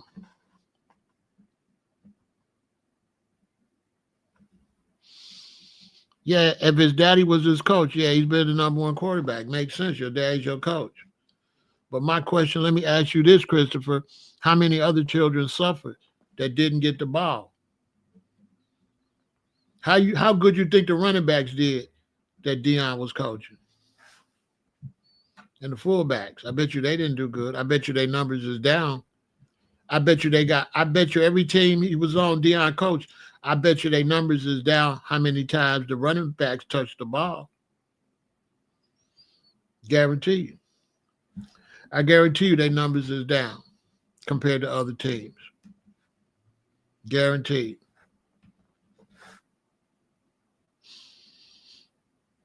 But I'm not going to be arguing with people because you got fans. I'm not arguing with fans because we live in an era where men is like feminine. So they like fanboys. You know what I'm saying? So I ain't going to argue with no fans. Because, you know, when I came up, we wasn't no fans. We didn't have social media, so we wasn't no fans. As soon as the season was, you know, we liked players. But we wasn't like this generation. We wasn't fanning out for no dudes. You know what I'm saying? Like that. You know what I'm saying? These young dudes, these men now, you know, they LGBTQ with it. I ain't fanning out for nobody. I don't even know him. So it's people that, you know, be fanning out for LeBron and shit. We wasn't really riding Jordan like that. You know, in my generation, we wasn't really into Jordan. We was into the Bulls. He was just another motherfucker on the team when I was coming up. He was cool. He was Jordan, but we was the Bulls. The new generation, they not team-minded. They fans. They just like the player. That's why the NBA All-Star game is horrible.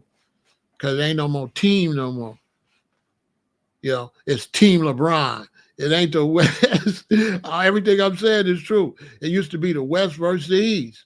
And you cheering for the West or the East. Now it's Team LeBron against Team Durant. Fanboy shit. Team LeBron? Pause. Now the East versus the West is more militant. You know what I'm saying? Team LeBron. Now I ain't on no Team LeBron. Pause. You know what I'm saying? Pause. Hell no. I don't like men. I like women. I am not on no Team LeBron. You know what I'm saying? Pause. So everything I'm saying is true.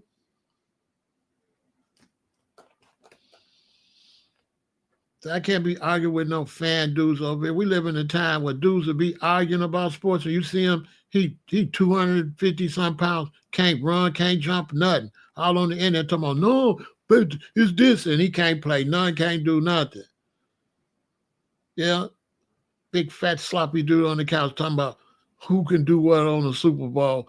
In the Super Bowl, he should have ran it like this, and you'll never run a day in your fat ass life. You know what I'm saying? I'll just talk about sports, and you ain't athletic. You ain't been to the gym since you was in grade school. You know what I mean? And you over here talk about sports. Can't do nothing. You ain't athletic at all yourself. Go to the gym and work out. You know what I'm saying?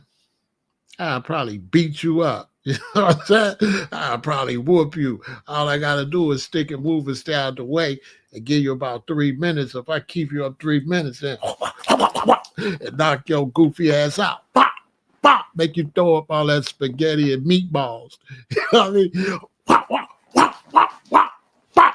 You on the ground. You're on the ground. As long as I don't let you win in the first 360 seconds, it's a wrap. You over with. Knock your ass up. Because you think it's sweet. You've been watching wrestling. Now you want to do wrestling. You know, you watch wrestling. You believe wrestling was real. See, I'm talking to young men that believe wrestling was real. You know what I'm saying? I didn't watch wrestling. You know what I'm saying? I'm like, what is this make-believe stuff? He's standing there like this while dude climb up on the ropes. He like this. The dude climb up on the ropes. He's standing there. Act like he did. The dude get up on the ropes. He give him time. He give him time. He give him time. Where in the real life, you try to beat me up and you turn your back to get in the ropes. I'm going to run behind you, bow, and knock you over the ropes. I'm not finna let you climb up there. While you try to climb up there, I'm finna kick you while you're trying to get out there. In a real fight, and you're trying to climb on the ropes, I'm going to wait till you get up there. Come on, bro. I'm finna elbow you in your neck while you're trying to catch your balance. Come on. Come on.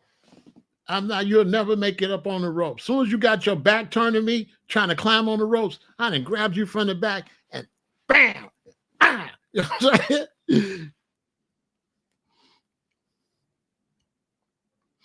You know what I'm saying? Yeah, he just got drafted. I still wish the best for him. I'm not talking about what he's going to be. I'm strictly talking about, for the slow people in the back, why he didn't get drafted.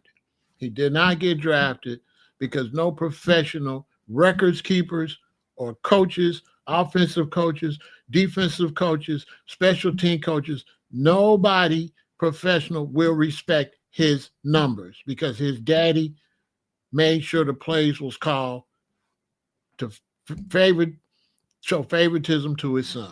The plays were not called legitimately when Deion was the coach. And I suspect Deion cheated a lot of players. That a lot of players' career in college didn't do that good, or in high school, because they had to play with Deion's son, which had to be horrible. That had to be horrible.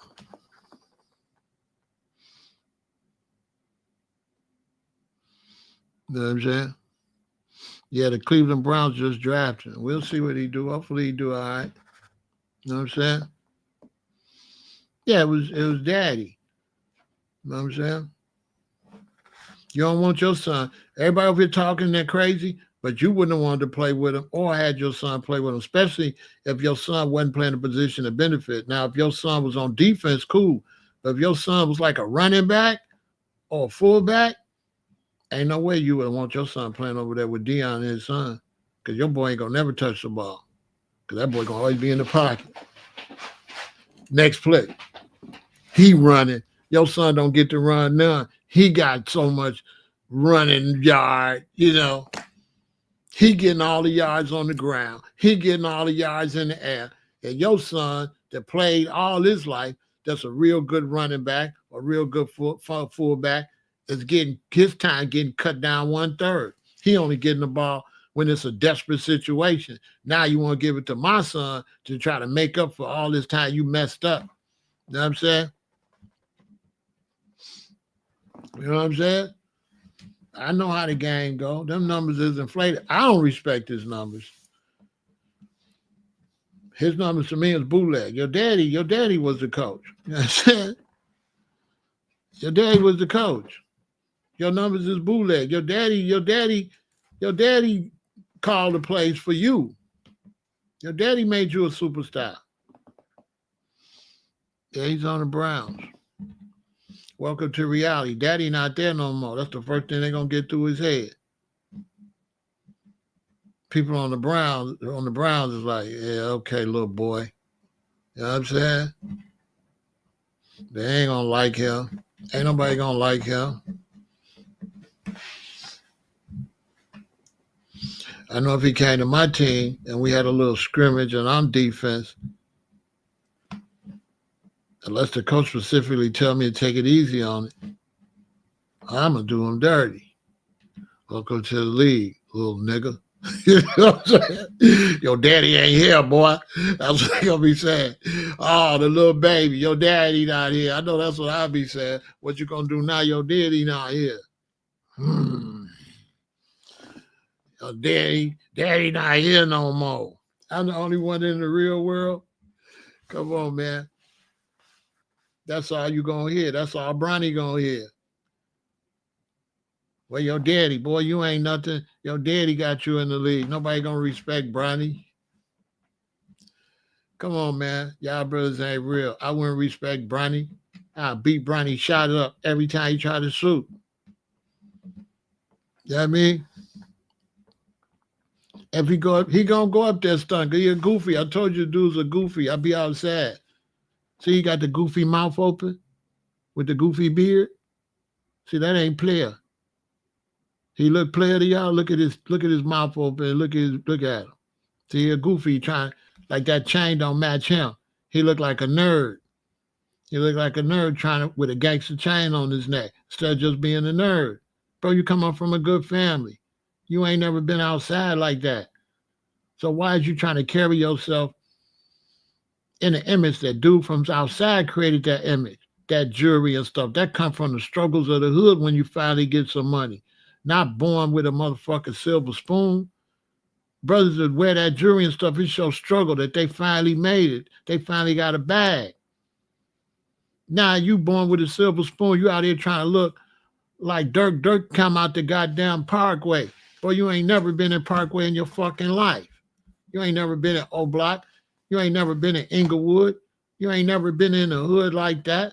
So why you trying to have a hood looking jewelry and shit on? That shit represent the hood. You understand? Trying to look like people that struggle to come up. Where you sit up listening to rap all day. And you see they go get a Bentley, so you want a Bentley. You want to look like the rappers. That's what John Morant almost ruined his career, trying to emulate the rappers. When you live in a nice neighborhood out in bumfuck Egypt somewhere, John, you ain't none of that. You know what I'm saying? Like our job is to stop our sons from emulating that stuff. You know what I'm saying? Deion didn't do no good job with that. You know what I'm saying? He used his influence, which is good in some ways, but it would have been better if he just really would have focused on everybody instead of just letting that boy come up there and stun on the rest of them students like that. And the NFL don't like your daddy because your daddy, you know, it's all type of racism when he went to Colorado and all that too. You understand? So when Deion went to Colorado, there was a lot of racists.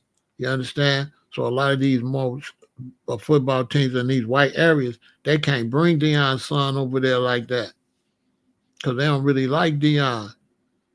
When he went, I was talked about that when it happened. It was a lot of racism when he went to Colorado. They didn't want him there.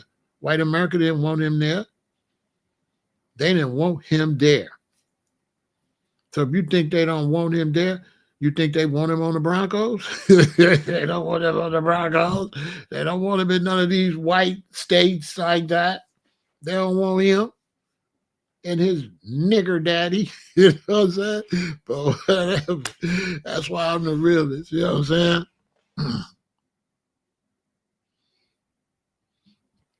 Nah, you don't put your children on that type of shit like that. No, you know what I'm saying? When your son trying to make it and build on himself, You know what I'm saying? He got to make it. He just can't get that handed to him. You know what I mean? Like I said, I be around a lot of whites and stuff like that. They got money, and that's how they raise their children. They raise their children with, no, you don't do that. You know what I'm saying? You go and you build, and you don't show nobody what you got. You know what I'm saying? I had somebody say white people been stunting on us. White people don't stunt. They don't do that. They don't do that. If you go out here in these suburbs where the rich people live, they all try to have the same. Okay? And the only one can have more is the one that worked all the way and retired. But all the other ones that's working, they try to make sure they houses, they got nice houses, but no house is necessarily bigger than the other one. You don't see no fancy cars in the driveway. You see cars that you can't really tell they're supposed to be fancy, like Audis and regular Benzes and stuff. When you go out Chicago, I'll challenge anybody, come put your money up, put up $1,000. I'll take you to the suburbs. You ain't gonna see one Bentley in the driveway. You ain't gonna see not one Rolls Royce in the driveway. It might be in the garage with the door down, but they car they drive for the public to see is a regular car. They do not drive that stuff like that because it's bad for business. They don't. They don't do that. Yep, they don't do that. They don't do that. They don't want nobody to know they got no money.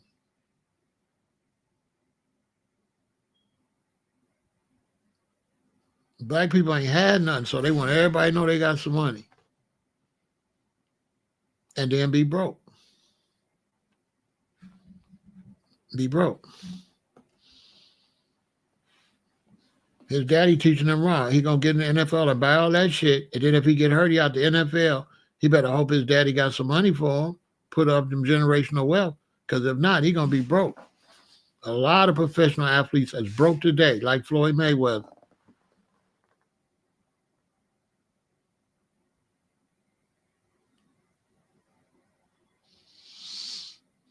Yeah, Robinson, I'm trying to give him the real. But the main reason ain't that. The main reason is his stats. He could be the biggest fool in the world. If his stats was legit and they could win, they drafting him. They not going to pass up on the money because of race or nothing. If they believed his stats and believed he could win, they would have drafted him. But what a lot of people don't understand is a lot of teams don't need him because a lot of teams got prospects already. I'm going to repeat that. So if I'm the Ravens and I got a quarterback was my star and he step out and I bring in a prospect, I'm going to bring in my number 2 that's really not looked at as no threat. He's looked at as a backup. I'm not going to bring in another person that's strong enough to be a number 1 like Sanders' son behind my prospect because it's going to throw my prospect off. It's going to make my prospect think I don't got no faith in you as a quarterback, so I'm bringing this popular guy in. So typically, you're not going to do that. You know what I'm saying? So that counts a lot of teams out right there because a lot of teams in the NFL is rebuilding and they have a young prospect. Like the Bears. The Bears would have never got him because they got a young prospect and they got that young prospect. They traded a young prospect for a young prospect. The last thing they want to show the fans is we bringing in another young prospect would make the fans say, oh, this team ain't going to never win. See what I'm saying? So it's real bad for business too. If you constantly looking like you don't got faith in your guy, that hurts the ticket sales. Feel me? So that counts a lot of people in, don't want to bring him. Then it don't matter what kind of quarterback you got. If you ain't got no offensive line, you ain't got no defensive line. So we not trying to get no quarterback when I can get this offensive lineman or I can get this defensive lineman. I'm going to get them first. Because that's what's going to depend on how good your team is. You Your team ain't going to be good based on the quarterback. Your team going to be based good off of who can keep the quarterback safe is most important first. What good is a quarterback if they keep running through there and sacking his ass? So a lot of people don't know sports. They think the quarterback is important. The quarterback is not that important. The most important thing in football is the offensive line and the defensive line. You understand? The offensive line and the defensive line. And guess who get hurt the most? The offensive line and the defensive line. So your tight end is hurt. We got to find another tight end. Dude was out 2 months.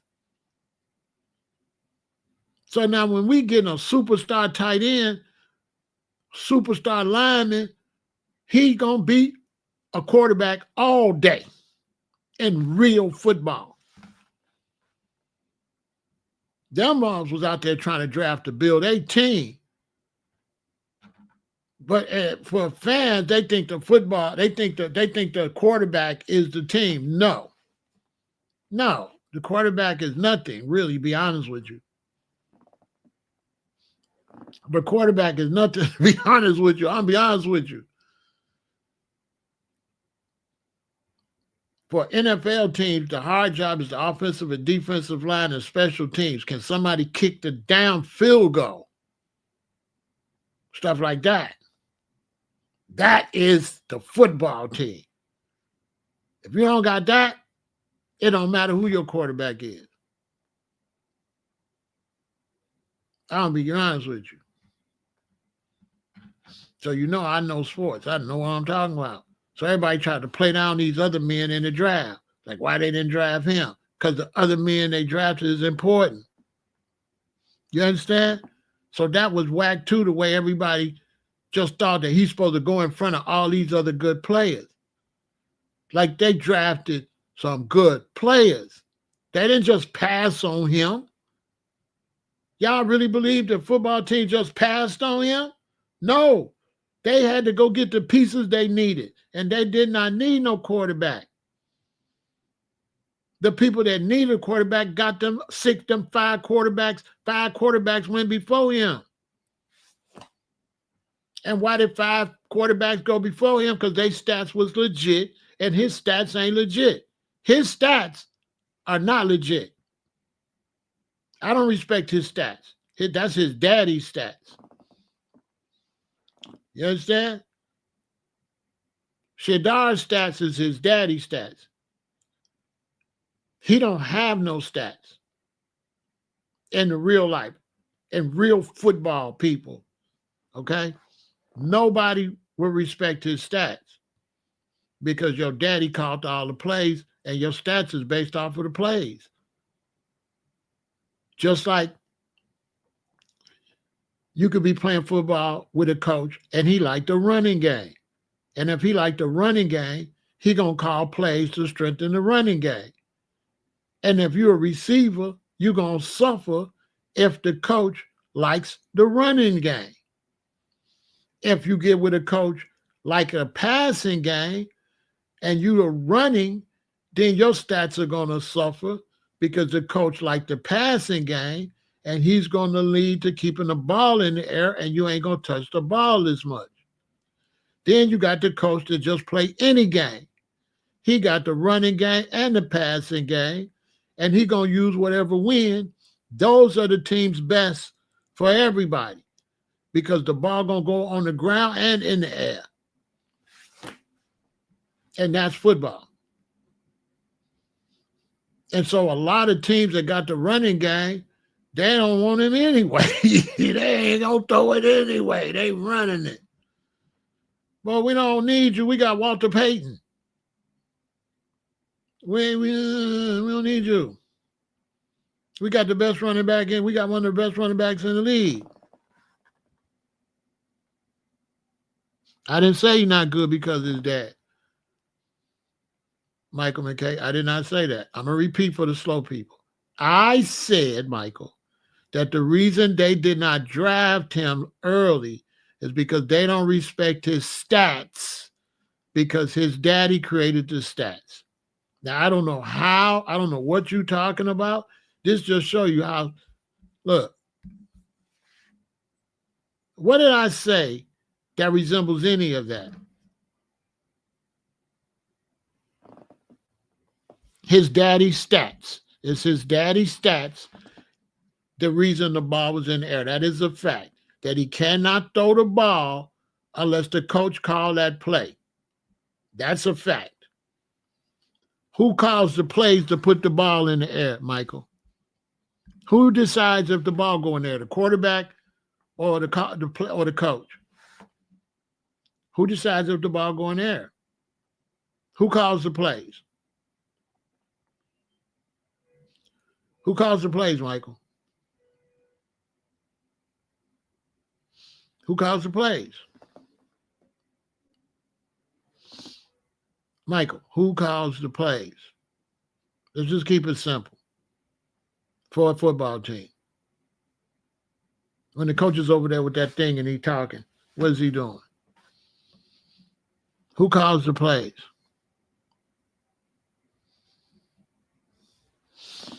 Because Deion's the offensive coordinator. Who calls the plays, Michael?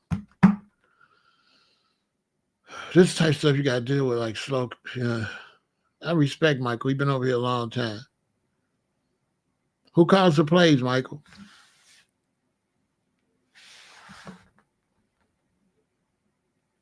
Who calls the plays, Michael? I just want to answer. I don't want all that. Now you dodging. Now you ain't looking so strong, Michael. It's real simple. Who calls the plays? You trying to dodge my conversation. I see what you're trying to do. I asked you a simple question. Now I'm answering. See, this is why I be getting disrespected. The brothers say something. I respond to them. I say, who calls the plays? All you got to do is say the coach, the offensive coordinator. That's all you had to say. And then I'm going to say, and if your son is the quarterback and your daddy's calling the plays, is it fair for other NFL teams to think that your numbers might be contributed to your daddy? That's all I'm saying. And anybody say that's totally impossible, and now you're trying to turn around and say, you saying he ain't no good. I didn't say none of that. I never said he wasn't no good. I never said he wasn't no good. Never. I never said the boy can't play. I said the reason that he did not draft early is because the NFL don't respect his stats. That's right. They didn't need a quarterback, and people that needed a quarterback do not respect his stats. And I would not respect his stats. Because his daddy determined how many times the ball was in the air. He didn't. He's not responsible for the ball being in the air. His daddy was responsible for every pass he threw. So how can I give him credit for throwing passes when his daddy's the one called to play?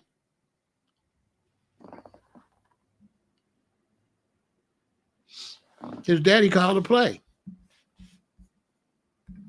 This is why, for the slow people, why a lot of teams did not draft him. This has nothing to do with me. This is me giving my analysis of why they did not draft him. Because a lot of people didn't need a quarterback and they don't respect his stats. Okay? Do I think the fact that some people don't like Deion is a factor? No. In business, they don't care about number winning. They wouldn't give a damn if your daddy was Adolf Hitler.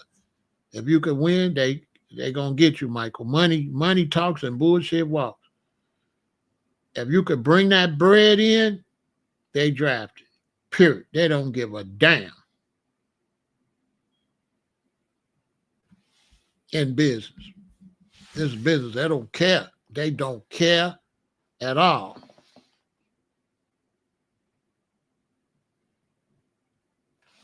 He said that shouldn't prevent him from going early. How is it not going to prevent him from going early when you're going to pick other people that you believe they stats? You got to build a team. Big Barnett. You're not in the job.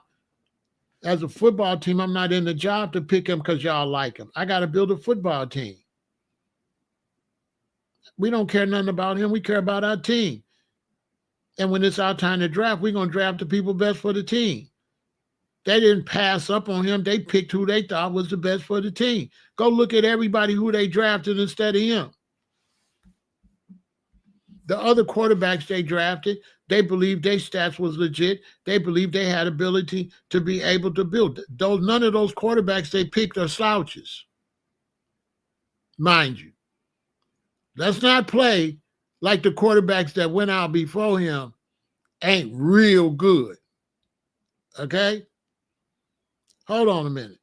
Who believed that any of the quarterbacks went out before him? Do y'all know who the quarterbacks was? Because I did my research. Do y'all know the quarterbacks went out before him? They slouches? On top of that, because I got to teach, when I pick a quarterback, I can't just pick a quarterback.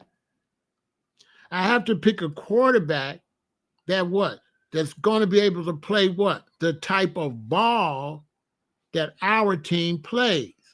So you just don't pick a quarterback. You have to pick a quarterback that's going to fit with the team chemistry.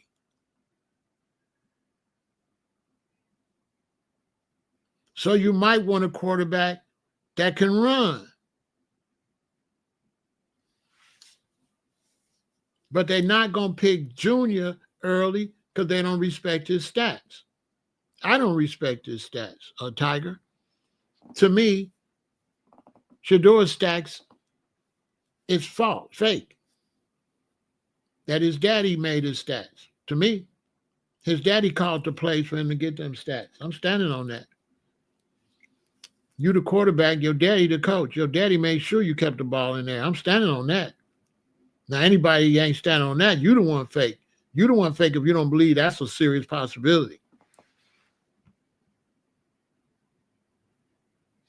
He went to Cleveland. This ain't about where I wish he'd do good or none of that. I got to keep repeating myself. All I'm talking about is why he didn't go out early. That's it. I'm not talking about how good his career going to be or none of this other stuff people bringing up. Right?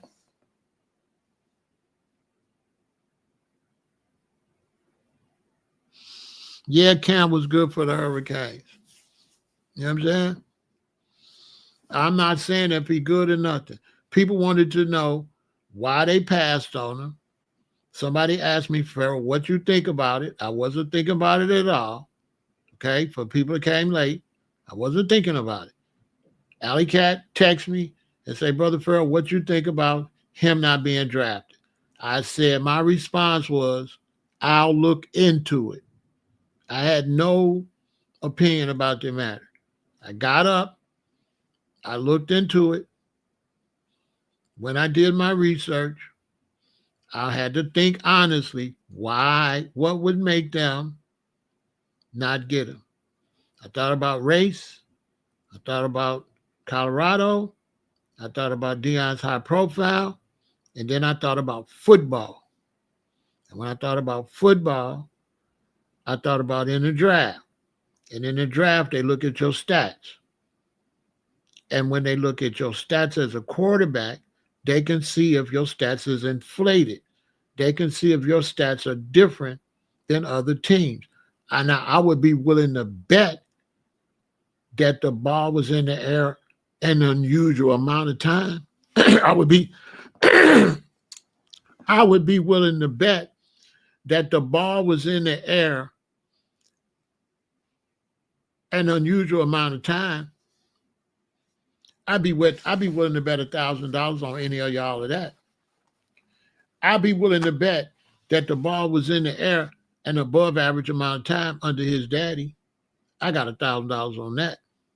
I'll take your money. That would be a good bet for me. I'd be willing to bet that if we looked at all the teams, I'd be willing to bet that Deion called a bunch of plays that favored his son. I'd be willing to bet that.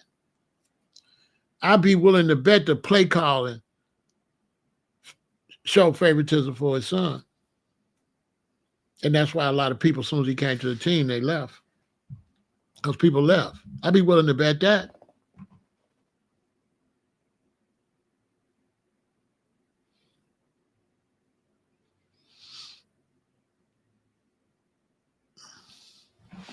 I didn't say show favoritism. I said call plays. Call plays, big business, is a sneaky favoritism. You know what I'm saying? It's not like favoritism. It's call plays.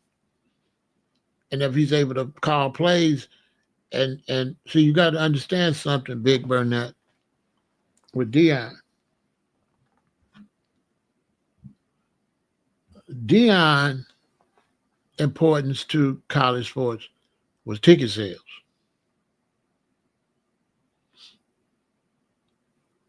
When he was at HBCUs, the ticket sales went up.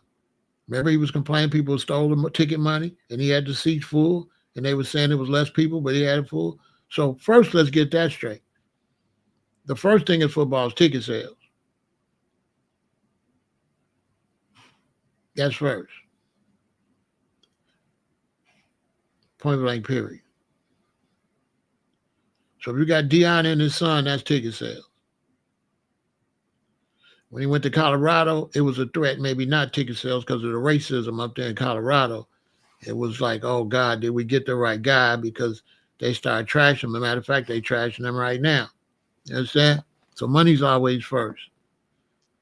But Colorado needed to win and need to get the team going in the right direction, and he did help get the team in a direction, which is what for? When he gets the team in a good direction, what does that do? That makes what? Future drafts what? Better. That makes more people in the future want to come to the team, which makes more excitement for the team, which makes more money, right? So Deion come in, turn the team around, he'll step down. They're bringing another coach, and now they got some type of momentum. Got some type of press, some type of momentum. It's business. It's all business. But now when you get ready to go to the NFL, and I'm the one got to look at all the paperwork to decide who to pick, my neck is on the line. If I pick the wrong player, that could be it for my job if I suggest you instead of you. So the people that's got to pick who to draft, they got to go over all your records. Okay? This is for the intelligent people. It's not for the emotional people. So now when you're getting ready to be drafted, then they got all the coaches and all the stat experts looking at all the stats of every player. And so now when they look at the stats of him, right, and they look at his passing record, how many times he passed the ball, if his daddy is his coach, there is no professional going to respect that that's an honest amount of passes. I wouldn't. I would look at these passes and say his daddy helped him keep the ball in the air to help his career, which I would respect that. He's a good daddy. He trying to make sure his son go to the pros. But our team, that got nothing to do with us. Here at the Rams, here at the Bears, here at the 49ers, we don't give a fuck about what his daddy was trying to do. Period. I gotta make sure that when I give advice to my head coach, I gotta give solid advice. And I'm gonna tell my head coach, he's got good numbers, but these numbers are inflated because his daddy is the coach. So we can't respect these numbers. We don't know what numbers he was having. His daddy was making sure he was able to throw the ball. That's what I would say. Now, any of you brothers that wouldn't say that, you would not be qualified to make a decision for a professional NFL team. You're not as good as me. So all you brothers that disagree with that, you would not be able to get the job like me. You can't do the job. You would not be qualified to work for an NFL team and help them pick somebody in the draft because you're emotional. Because you want to kiss Shedeur in the mouth.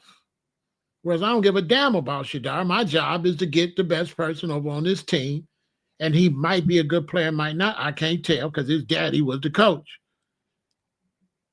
He got 3,000 yards throwing. You know what I'm saying? I can't respect none of this shit when your daddy's a coach. Let me go to a team where a man ain't the coach so I can see some real stats. Because all them stats under Dion with him is all fake. None of those stats are legitimate. I tell Dion to his face, Dion know that's true. None of them stats is legitimate. You make sure your son look like a superstar at the detriment to probably a lot of other players, which will come out because I'm always right. It's going to come out. It's going to come out. The players that got cheated playing with him are going to speak up. Maybe. They might not if they're on the team.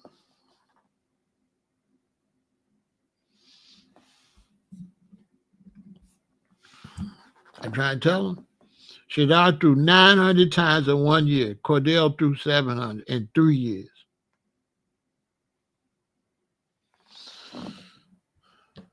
Down look inflated, y'all. The boy got the ball in there 900 times in 1 year. Okay, is anybody over there honest? What you say about that, Michael? See, Adriano is showing you. Thank you, Adriano. You're showing them what the people that got to make the decision about the draft, what they see. This is what they see. So thank you, Adriano, for helping my audience see. This is what the pros see. You understand?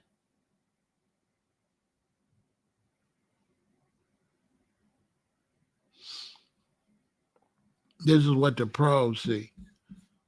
Okay.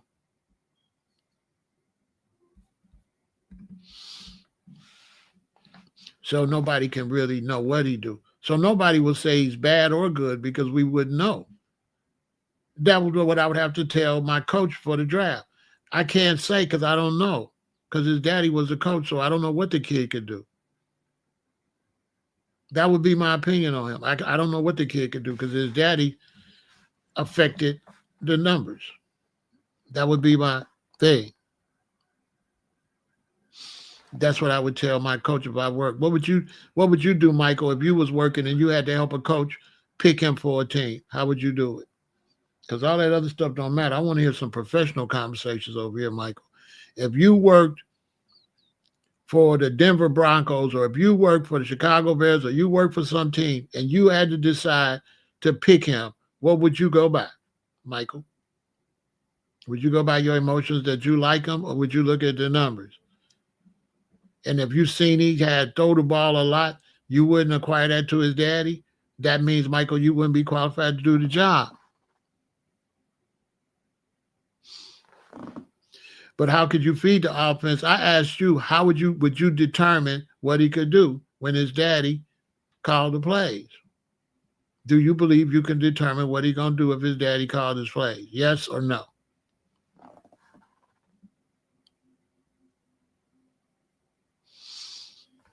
Okay, you don't want to answer questions. I can't talk to you no more.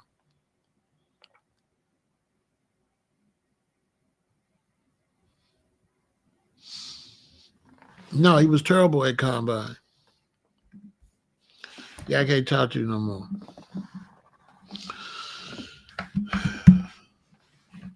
This conversation way up here.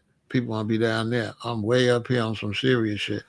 I'm talking on behalf of the offensive people that got to tell the coach. If somebody got to tell the coach, Michael talking as the coach. No, the coach don't make a decision. We have to bring the coach all of the stats. Then the coach looks at all of the stats.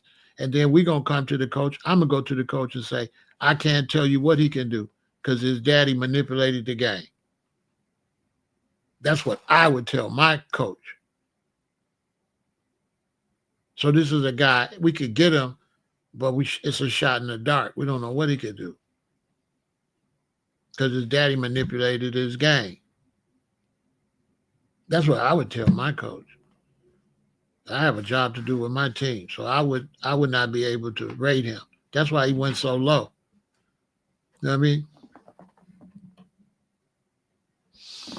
That's why he rated so low. Nobody was going to shoot for him in the first round. You lose your job picking him in the first round. His daddy was the damn coach. Come on, man. His daddy was the coach. So his numbers is all trash. You know what I mean?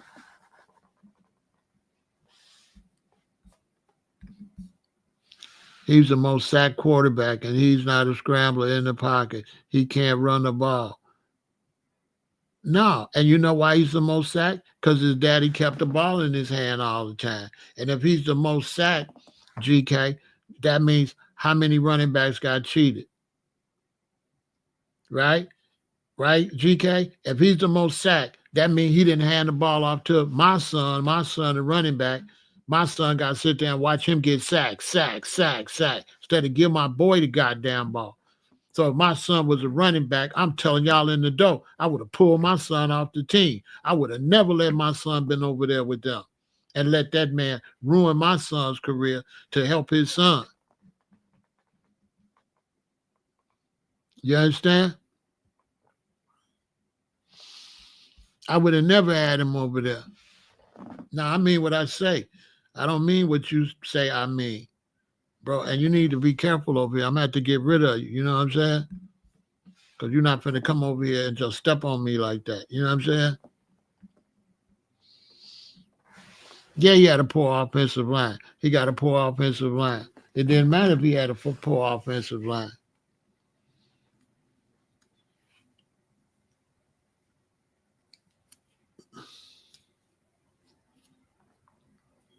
If he got a poor offensive line, then that should have been more tackles on the running back. Get a running back the ball and let him make a play. You know what I'm saying? Get a quarter, give him a ball. You know what I'm saying?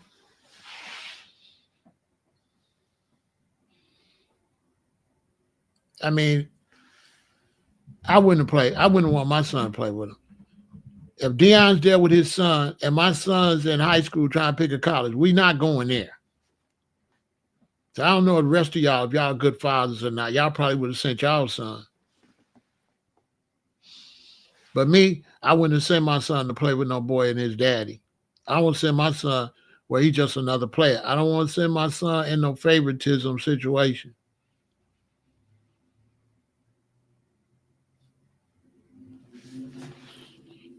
Where the father got all this special thing for his son. Because that's the only one they talk about. They ain't talk about nobody else from that team but Deion's son. Who else from the team they talking about?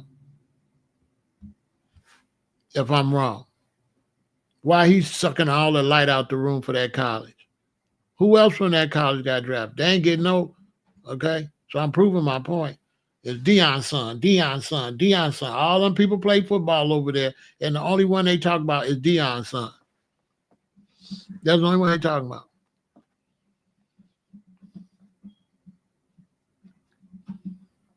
Who is a gamble. Definitely is a gamble. He might be good, he might be bad. I don't know, but it's a gamble. My job is to tell my coach this is a gamble. This is a better deal. He's a gamble. Shedeur is a gamble. It might be a good gamble. And when you're a gamble, you're going to go out low in the draft. You're going to still get drafted. But if you're a gamble, you're going to get drafted low in the draft. That's why he drafted low. Because it's a gamble. Because we don't know what he could do because his daddy, because he was playing with his daddy.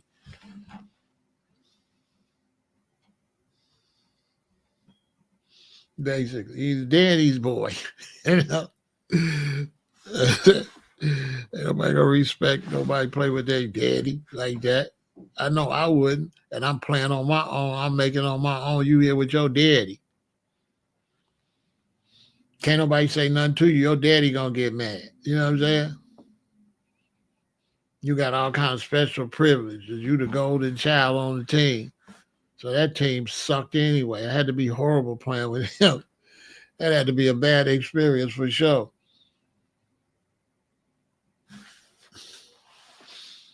For sure. I wouldn't have wanted it. You know what I'm saying?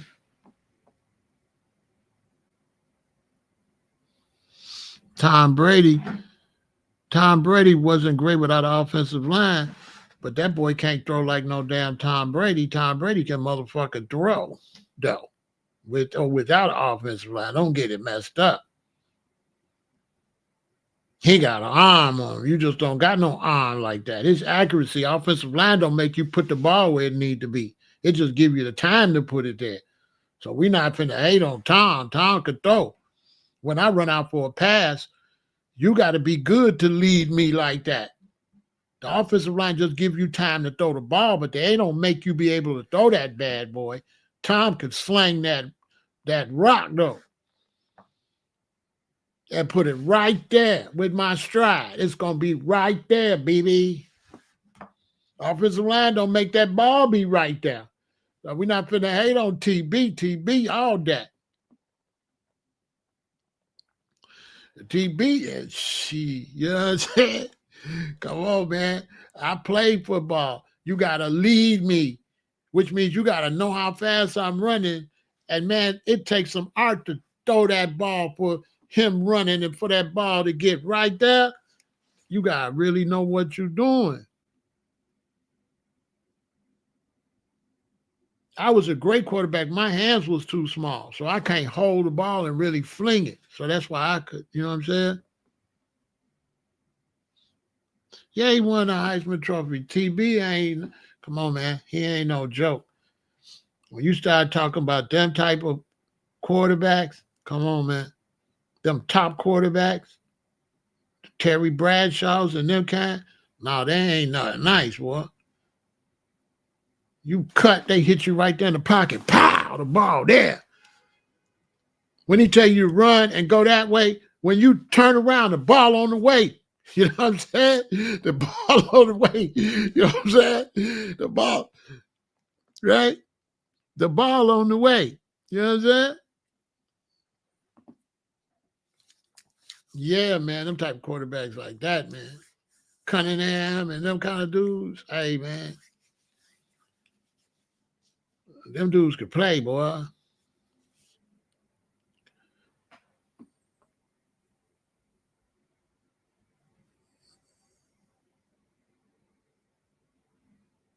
Man, listen, TB ain't no joke.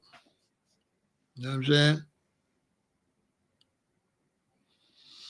Yeah, you break your fingers if you ain't on, if you ain't ready. Hell yeah. You know what I'm saying? But I'm not hating on Shedeur. I knew he was going to get drafted. You know what I'm saying? Heck yeah, man. Let me tell you, them athletes at the top of their game in football, basketball, baseball, hockey, they ain't just up there for nothing. They really that. You don't get up there. You don't get up there for nothing. I watched LeBron at Cleveland. He all weird now. I don't like his game now. It sucks. But I watched him at Cleveland. He was really that. And just once he went to Miami, then after a while, it was all downhill. He ruined the NBA, but that's another story. LeBron had ruined the NBA. He done drove it into the mud. They losing so much money. I don't know how they gonna get the fans back. But that's that. That's what happened with that. It didn't have anything to do with racism or nothing like that. Mostly he didn't get drafted earlier because the teams had other things they needed, other people they wanted, and the quarterbacks they picked, they believed their stats, and I believe they did not believe Shedeur's stat. They didn't believe his stats because his daddy was his coach. So now he's got to get into the NFL. He got to take all them chains and shit off. He got to stop flossing, and he got to be a football player because all that flossing and stuff, if he don't win, it's gonna bite him. He got to humble himself and be a football player. He gonna have to stop being Deion's son because as long as he stay Deion's son, he gonna fail. He gonna have to stand on his own 2 feet in the NFL because that Deion son shit, it ain't gonna get it. it'll actually ruin them. And people like me that's 67, I've seen so many sons, athletes flop. You know what I'm saying? I've seen it happen so many times. They flop. They had their daddy name and it messed them up. Like Bronny. Bronny, they shouldn't have threw Bronny out there like that. And this was Stephen A was saying. They might have damaged Bronny because you threw him out there too early and you actually hurt his confidence. Why y'all throw that man out there? He ain't LeBron. Look at Michael Jordan. How many of his sons hooping? None of them. You know what I'm saying? Hey, Cat. You know what I'm saying? They did Bronny dirty. Bronny probably could have made it in the league, but they shouldn't have brought him out there in the Lakers like they shouldn't have did that. They shouldn't have did that like that. Make him a spectacle like that. Put all that pressure on him. You know what I'm saying? Hurt that boy career like that. He already got to compete against his daddy. Now he got to compete against his daddy and his little brother. His little brother do him dirty. His little brother better than him. For real. Brady ain't good as his little brother. I don't think. We'll see.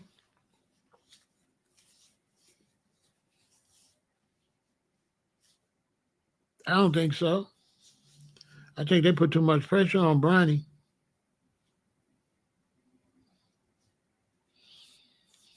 That was sad to see how they did that boy. They did that boy dirty. Should have left him alone, man. Leave him alone. Let him find his own way.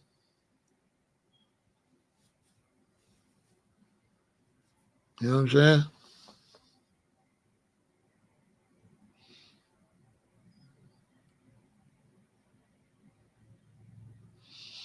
You know, let him. You know, when they asked him about the draft, like I said, if I was giving advice to Shedeur, I'd be like, take the jury out, get a regular car. Just it could be nice, but make sure it's just like all the other players, and go low profile. Stop doing the Deion Sanders son shit. Go low profile. Concentrate on your career. Stay away from your daddy. Don't be taking no more pictures with your daddy for a while. If you have family meetings and stuff, make sure it's private. This is what my advice would be to young Sanders. Stay away from your daddy. To Deion, I would tell Deion, shut the fuck up. Shut up. You had your career. Shut the fuck up. You raised him. He's a grown man. Sit down. Because Deion, all Deion can do is hurt him. That's all Deion can do is hurt him. So Deion, if you're watching, nobody likes you, okay? So stay out the way. Nobody likes you. You're an arrogant asshole, and you're not helping your son. Because nobody really likes you. Okay? Black people, we support you because you're a black brother. But in real life, nobody likes you. You're an asshole as far as most people is concerned, okay? So sit down. You're not that, okay?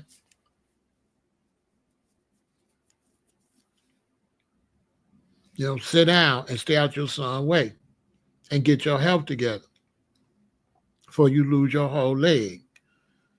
And let him go out there and be a man now. I ain't going to say you didn't do a good job. You a daddy. So I think he did a good job. I think as a daddy, you know, he going to do a good job. I don't think he did a really good job at Colorado as a coach. I think he did a good job at the HBCUs as a coach. I think the HCBUs with all them black students made Deion think more for the whole black community. And I think once he went to Colorado, he just really started just focusing too much on his son. He didn't have that black energy. I think the HBCUs kept him from pushing his son over the other black students. I think going out there to that white school, I think it just made him just start pushing his boy separately from everybody else. I think he would have did better staying at the HBCUs and fixing that situation. But you gotta get your money, so he went and got the money. But I think that would have been better for him because he Deion Sanders, so his son was gonna go to the NFL regardless. All he gotta do is know how to play. He was gonna go no matter where he drafted at. It don't matter where you draft at. You got to get out there and play. And if you get out there and play, you're gonna get your spot in the sun. That's just how it go. We had how many number one drafts didn't do nothing? Number two draft didn't do nothing. Number three, number four, number five didn't do nothing. Michael Jordan didn't go out number one.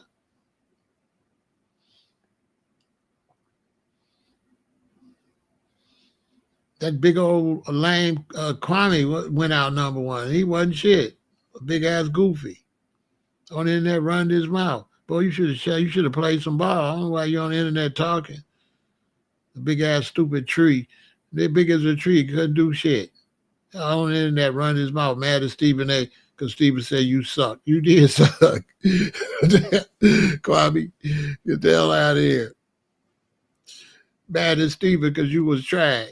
Bro, nobody wasn't honoring no big old 7-foot bum. Come on, man. But as far as wishing him the best, I wish all the young brothers the best, including the other people that played on his team. What's going on with them? That's my issue. You know what I'm saying?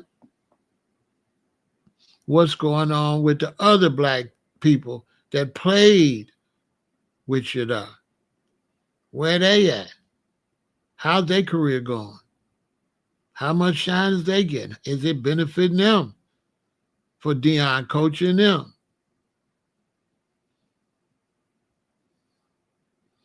What's the running backs that played with Deion's son? How did they fare?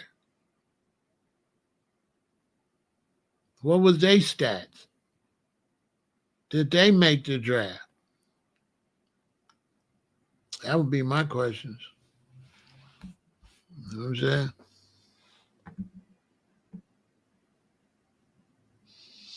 His teammate went number 2 in the draft. That's good. I don't be watching sports or keeping up with sports because it's trash. You know what I'm saying? As soon as you turn on sports and you see gambling commercials, you already know they under the mob, is bought and paid for, and the games is fixed. As soon as you go over there and say, DraftKings bet during a sports game, but they don't want to give Pete Rose, put him in the Hall of Fame for gambling, but they advertising gambling every time the game come on. America that went to hell in the handbasket. How the hell is you advertising gambling for a sporting event? And you can go gamble and Tank get in a fight, and all of a sudden they get to whispering to the judge, and all of a sudden it's you know what I'm saying? They got to fight again. If somebody made how much money bet though that Tank fight. You know what I'm saying? Man, gangsters make the world go round. It's tripped out. I can't hate on the gangsters for doing gangster stuff. They doing what they supposed to do. They went in there and gangstered the sports. You know what I mean?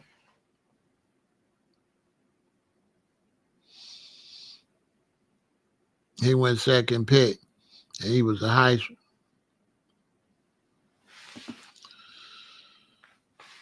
Yeah, well, I wish all of the people that work, all of them that played sports all that time, that finally get to go to the pro, I wish the best for them. That's a lot of time they put their life to the side to play sports. Salute to all the mamas and daddies that take them to practice and pick them up from practice and take them to practice, pick them up from practice and get their sneakers and get their cleats and get their uniforms. It's a lot that parents do to help their children in sports. You know what I'm saying? It's like being a parent twice when your child decides to play sports. The average parent, your child goes to school, come home, it's over with. But man, when your child plays sports, after school, you got to do all this stuff. Now look at Kevin Durant, mama. Boy, she stayed by KD the whole time. That's an incredible woman, I'm telling you. So it's a lot in sports. So I would never wish nothing bad on young Sanders. I wish the best for him. But if I gave him advice, I'd tell him take all that coony nigga shit off. Take all that jewelry off.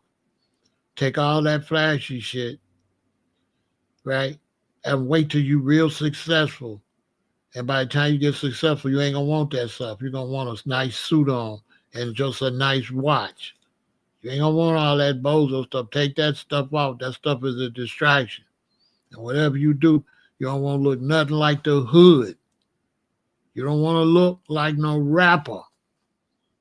That would be my advice to this young brother. You don't want to look like NBA Youngboy and Dirk and them. Take that stupid ass chain off your neck. You don't want to look like this, bro. This gonna get held against you. You don't want to do that. Change your image, bro. And get rid of all them stupid ass cars. Stop buying that shit before you end up like Floyd. Floyd fucking broke.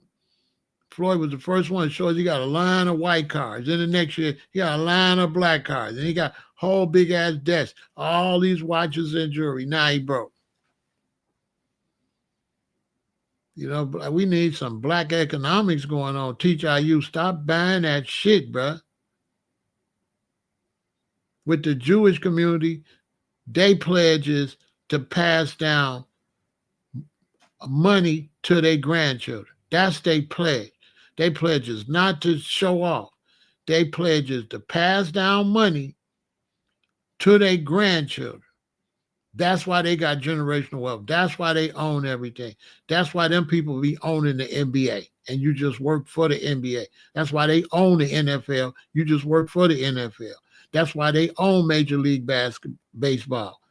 You just play for Major League Baseball. That's why they own the National Hockey League. You just play for the National Hockey League because they do generational wealth.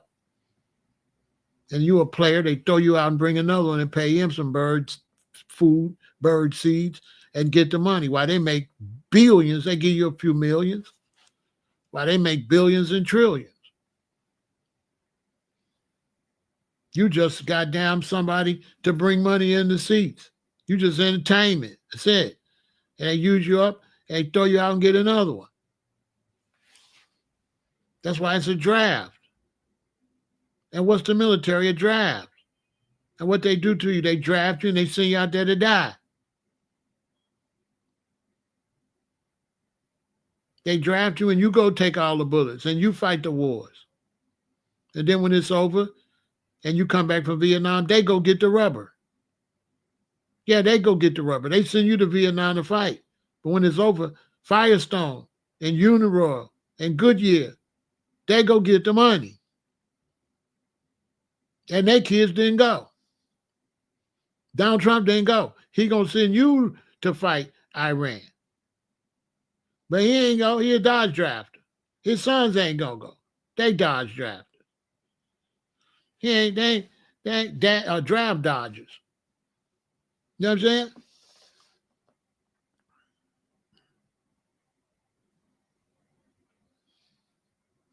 Basically, cannon fodder. Exactly. So I hope the young brother do right, but he got to change.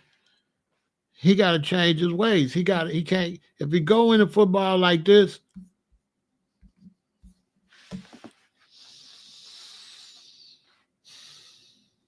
he got to get rid of all that. Sell all them cars and all that junk. Get rid of all that junk. And save your money.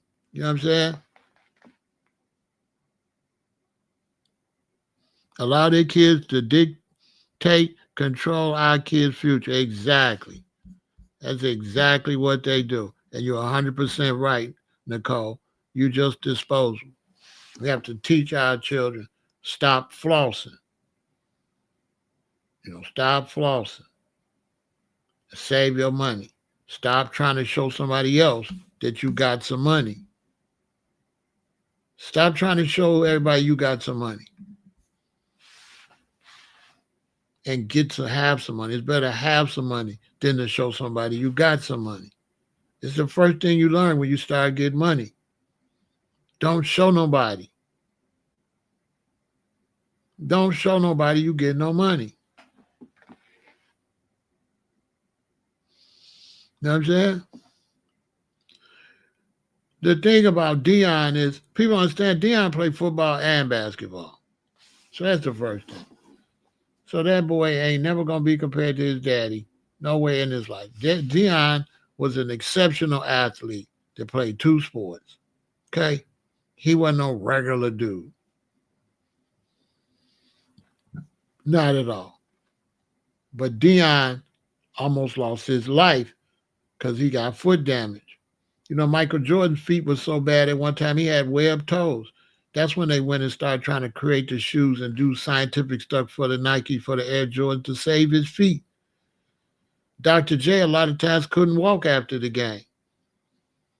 So like the sports is brutal on your body. You understand? So save your money.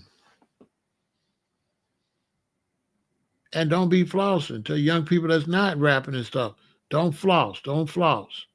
Don't show nobody nothing. You have to take enjoyment of what you got. Stop showing people. Don't show nobody nothing. Because when you get money to show money, then you're not going to be getting money because you're going to be concentrating on showing. And you're going to be forgetting to get. You want to get money. You don't want to show nobody nothing. The more money you show, the more they're going to stop you from getting it. Duh. They ain't going to stop you from getting money if they don't know you getting it. But if you let them know you getting it, they're like, okay, we got to shut this down. Kanye out there telling about, I'm a billionaire. He should have shut up. And they took it, didn't they? Because nobody was supposed to know that. He was just supposed to be Kanye.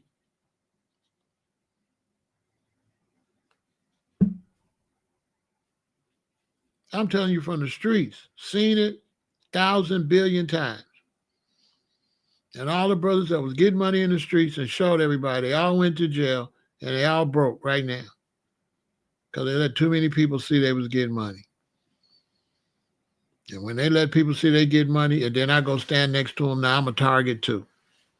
Because this fool letting everybody know that he getting money. You know what I'm saying? What's going on, Kurt? You don't want that type of media. You want all the media based on what you do in the game, what you do in the sports, what you do in music. You don't want no media based on what you bought, the stuff you bought. Look at Michael Jordan's mansion. He never got what he wanted for it. It just sold recently. Years he could not sell that big old piece of shit. Nobody wanted it. Okay? Mike Tyson's match. I go on. It's all trash. You the only one wanted it. And when it's time to get rid of it, you're going to find out nobody wanted it. That is trash. Go buy a $250,000 chain. Wait 30 days and try to sell it.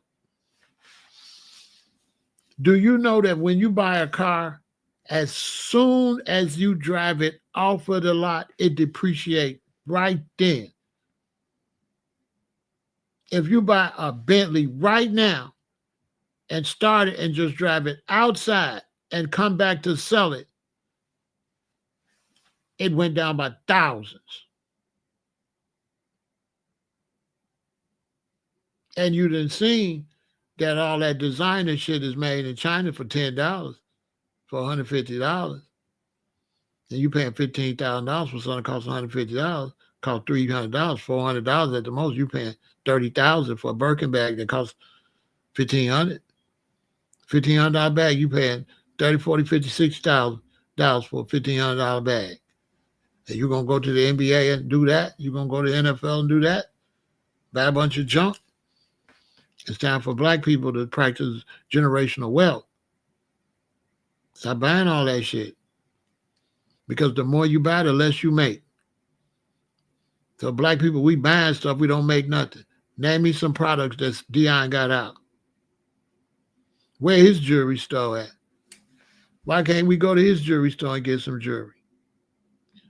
Why can't we go to Dion's and buy his car? What's the name of his automobile?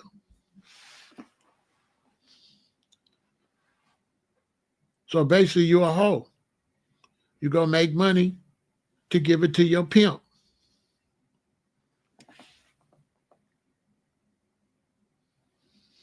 Right? You're a hoe. You go out here, boy, and run that football or run with that basketball and get that money, come in here and buy these chains and give me that damn money. Come buy this house, boy, give me that money. Come buy this car, boy, and give me that damn. Go get my money and bring it here, and here you can have this car. Basically, pimping the hell out of that.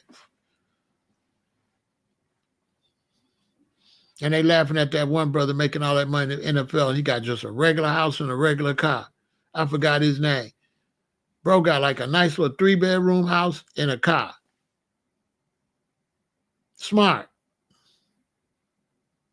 He just got a regular house in a nice neighborhood and a car. Smart. He did not go buy no 10-room mansion, and it ain't just nobody but you, your baby mama, and your daughter. Y'all using 2 rooms. And you got 8 empty rooms. They got to be vacuumed and clean regardless of somebody in there or not. You know what I'm saying?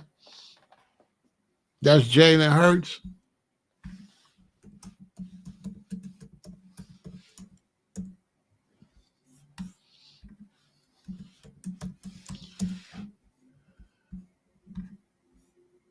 Yeah, that's Jalen. Yeah, that's Jalen. That's my man. That's Jalen. Hey, man, that's the man. That is the man.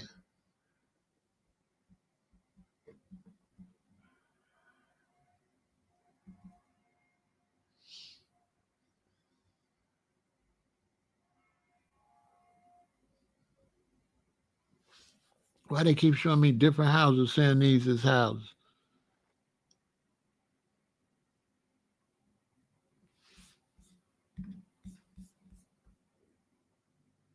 He lives in a $220,000 home in Humboldt, Texas. On my soul.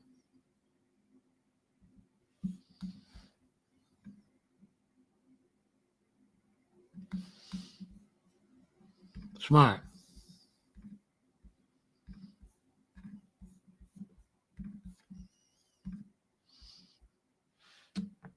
Smart.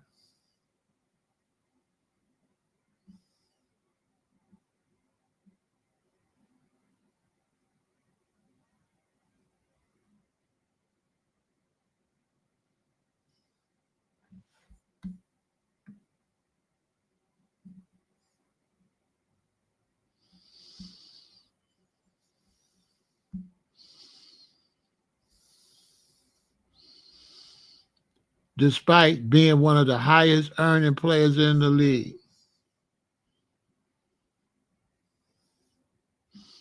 Smart. Genius. He'll be able to retire when he get ready. He'll be able to walk away. He'll be able to retire. He'll be able to walk away. Smart. We learning, black people. We learning. We learning. You know what I'm saying? We learning. We gonna learn. You know, let them keep that junk. You don't got, you know, all that stuff don't make you feel no better or nothing. You know what I mean? You got a whole bunch of jewelry that you paranoid to wear. You got to pay for security, or you got to carry a gun on you to wear it. Your hair is deaf on the swivel all day because you got all this shit on your fingers and all this stuff on your neck. You know what I'm saying? Yeah, Marshawn Lynch did good too. Lynch, he did real good. You know what I'm saying? Like, that's how we got, you know, you got to think. So I hope this young boy, I hope he don't, you know, don't mess his money up. You know what I mean? That was Devonta Smith with the Modest House. Okay, cool. So I hope he don't mess his money up.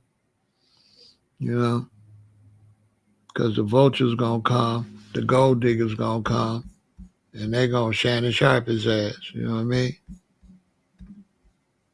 So that's that for that. Y'all stay positive, support the channel. You feel me? Make a donation to the Cash App, Venmo, all that, PayPal, and stay positive. Victory.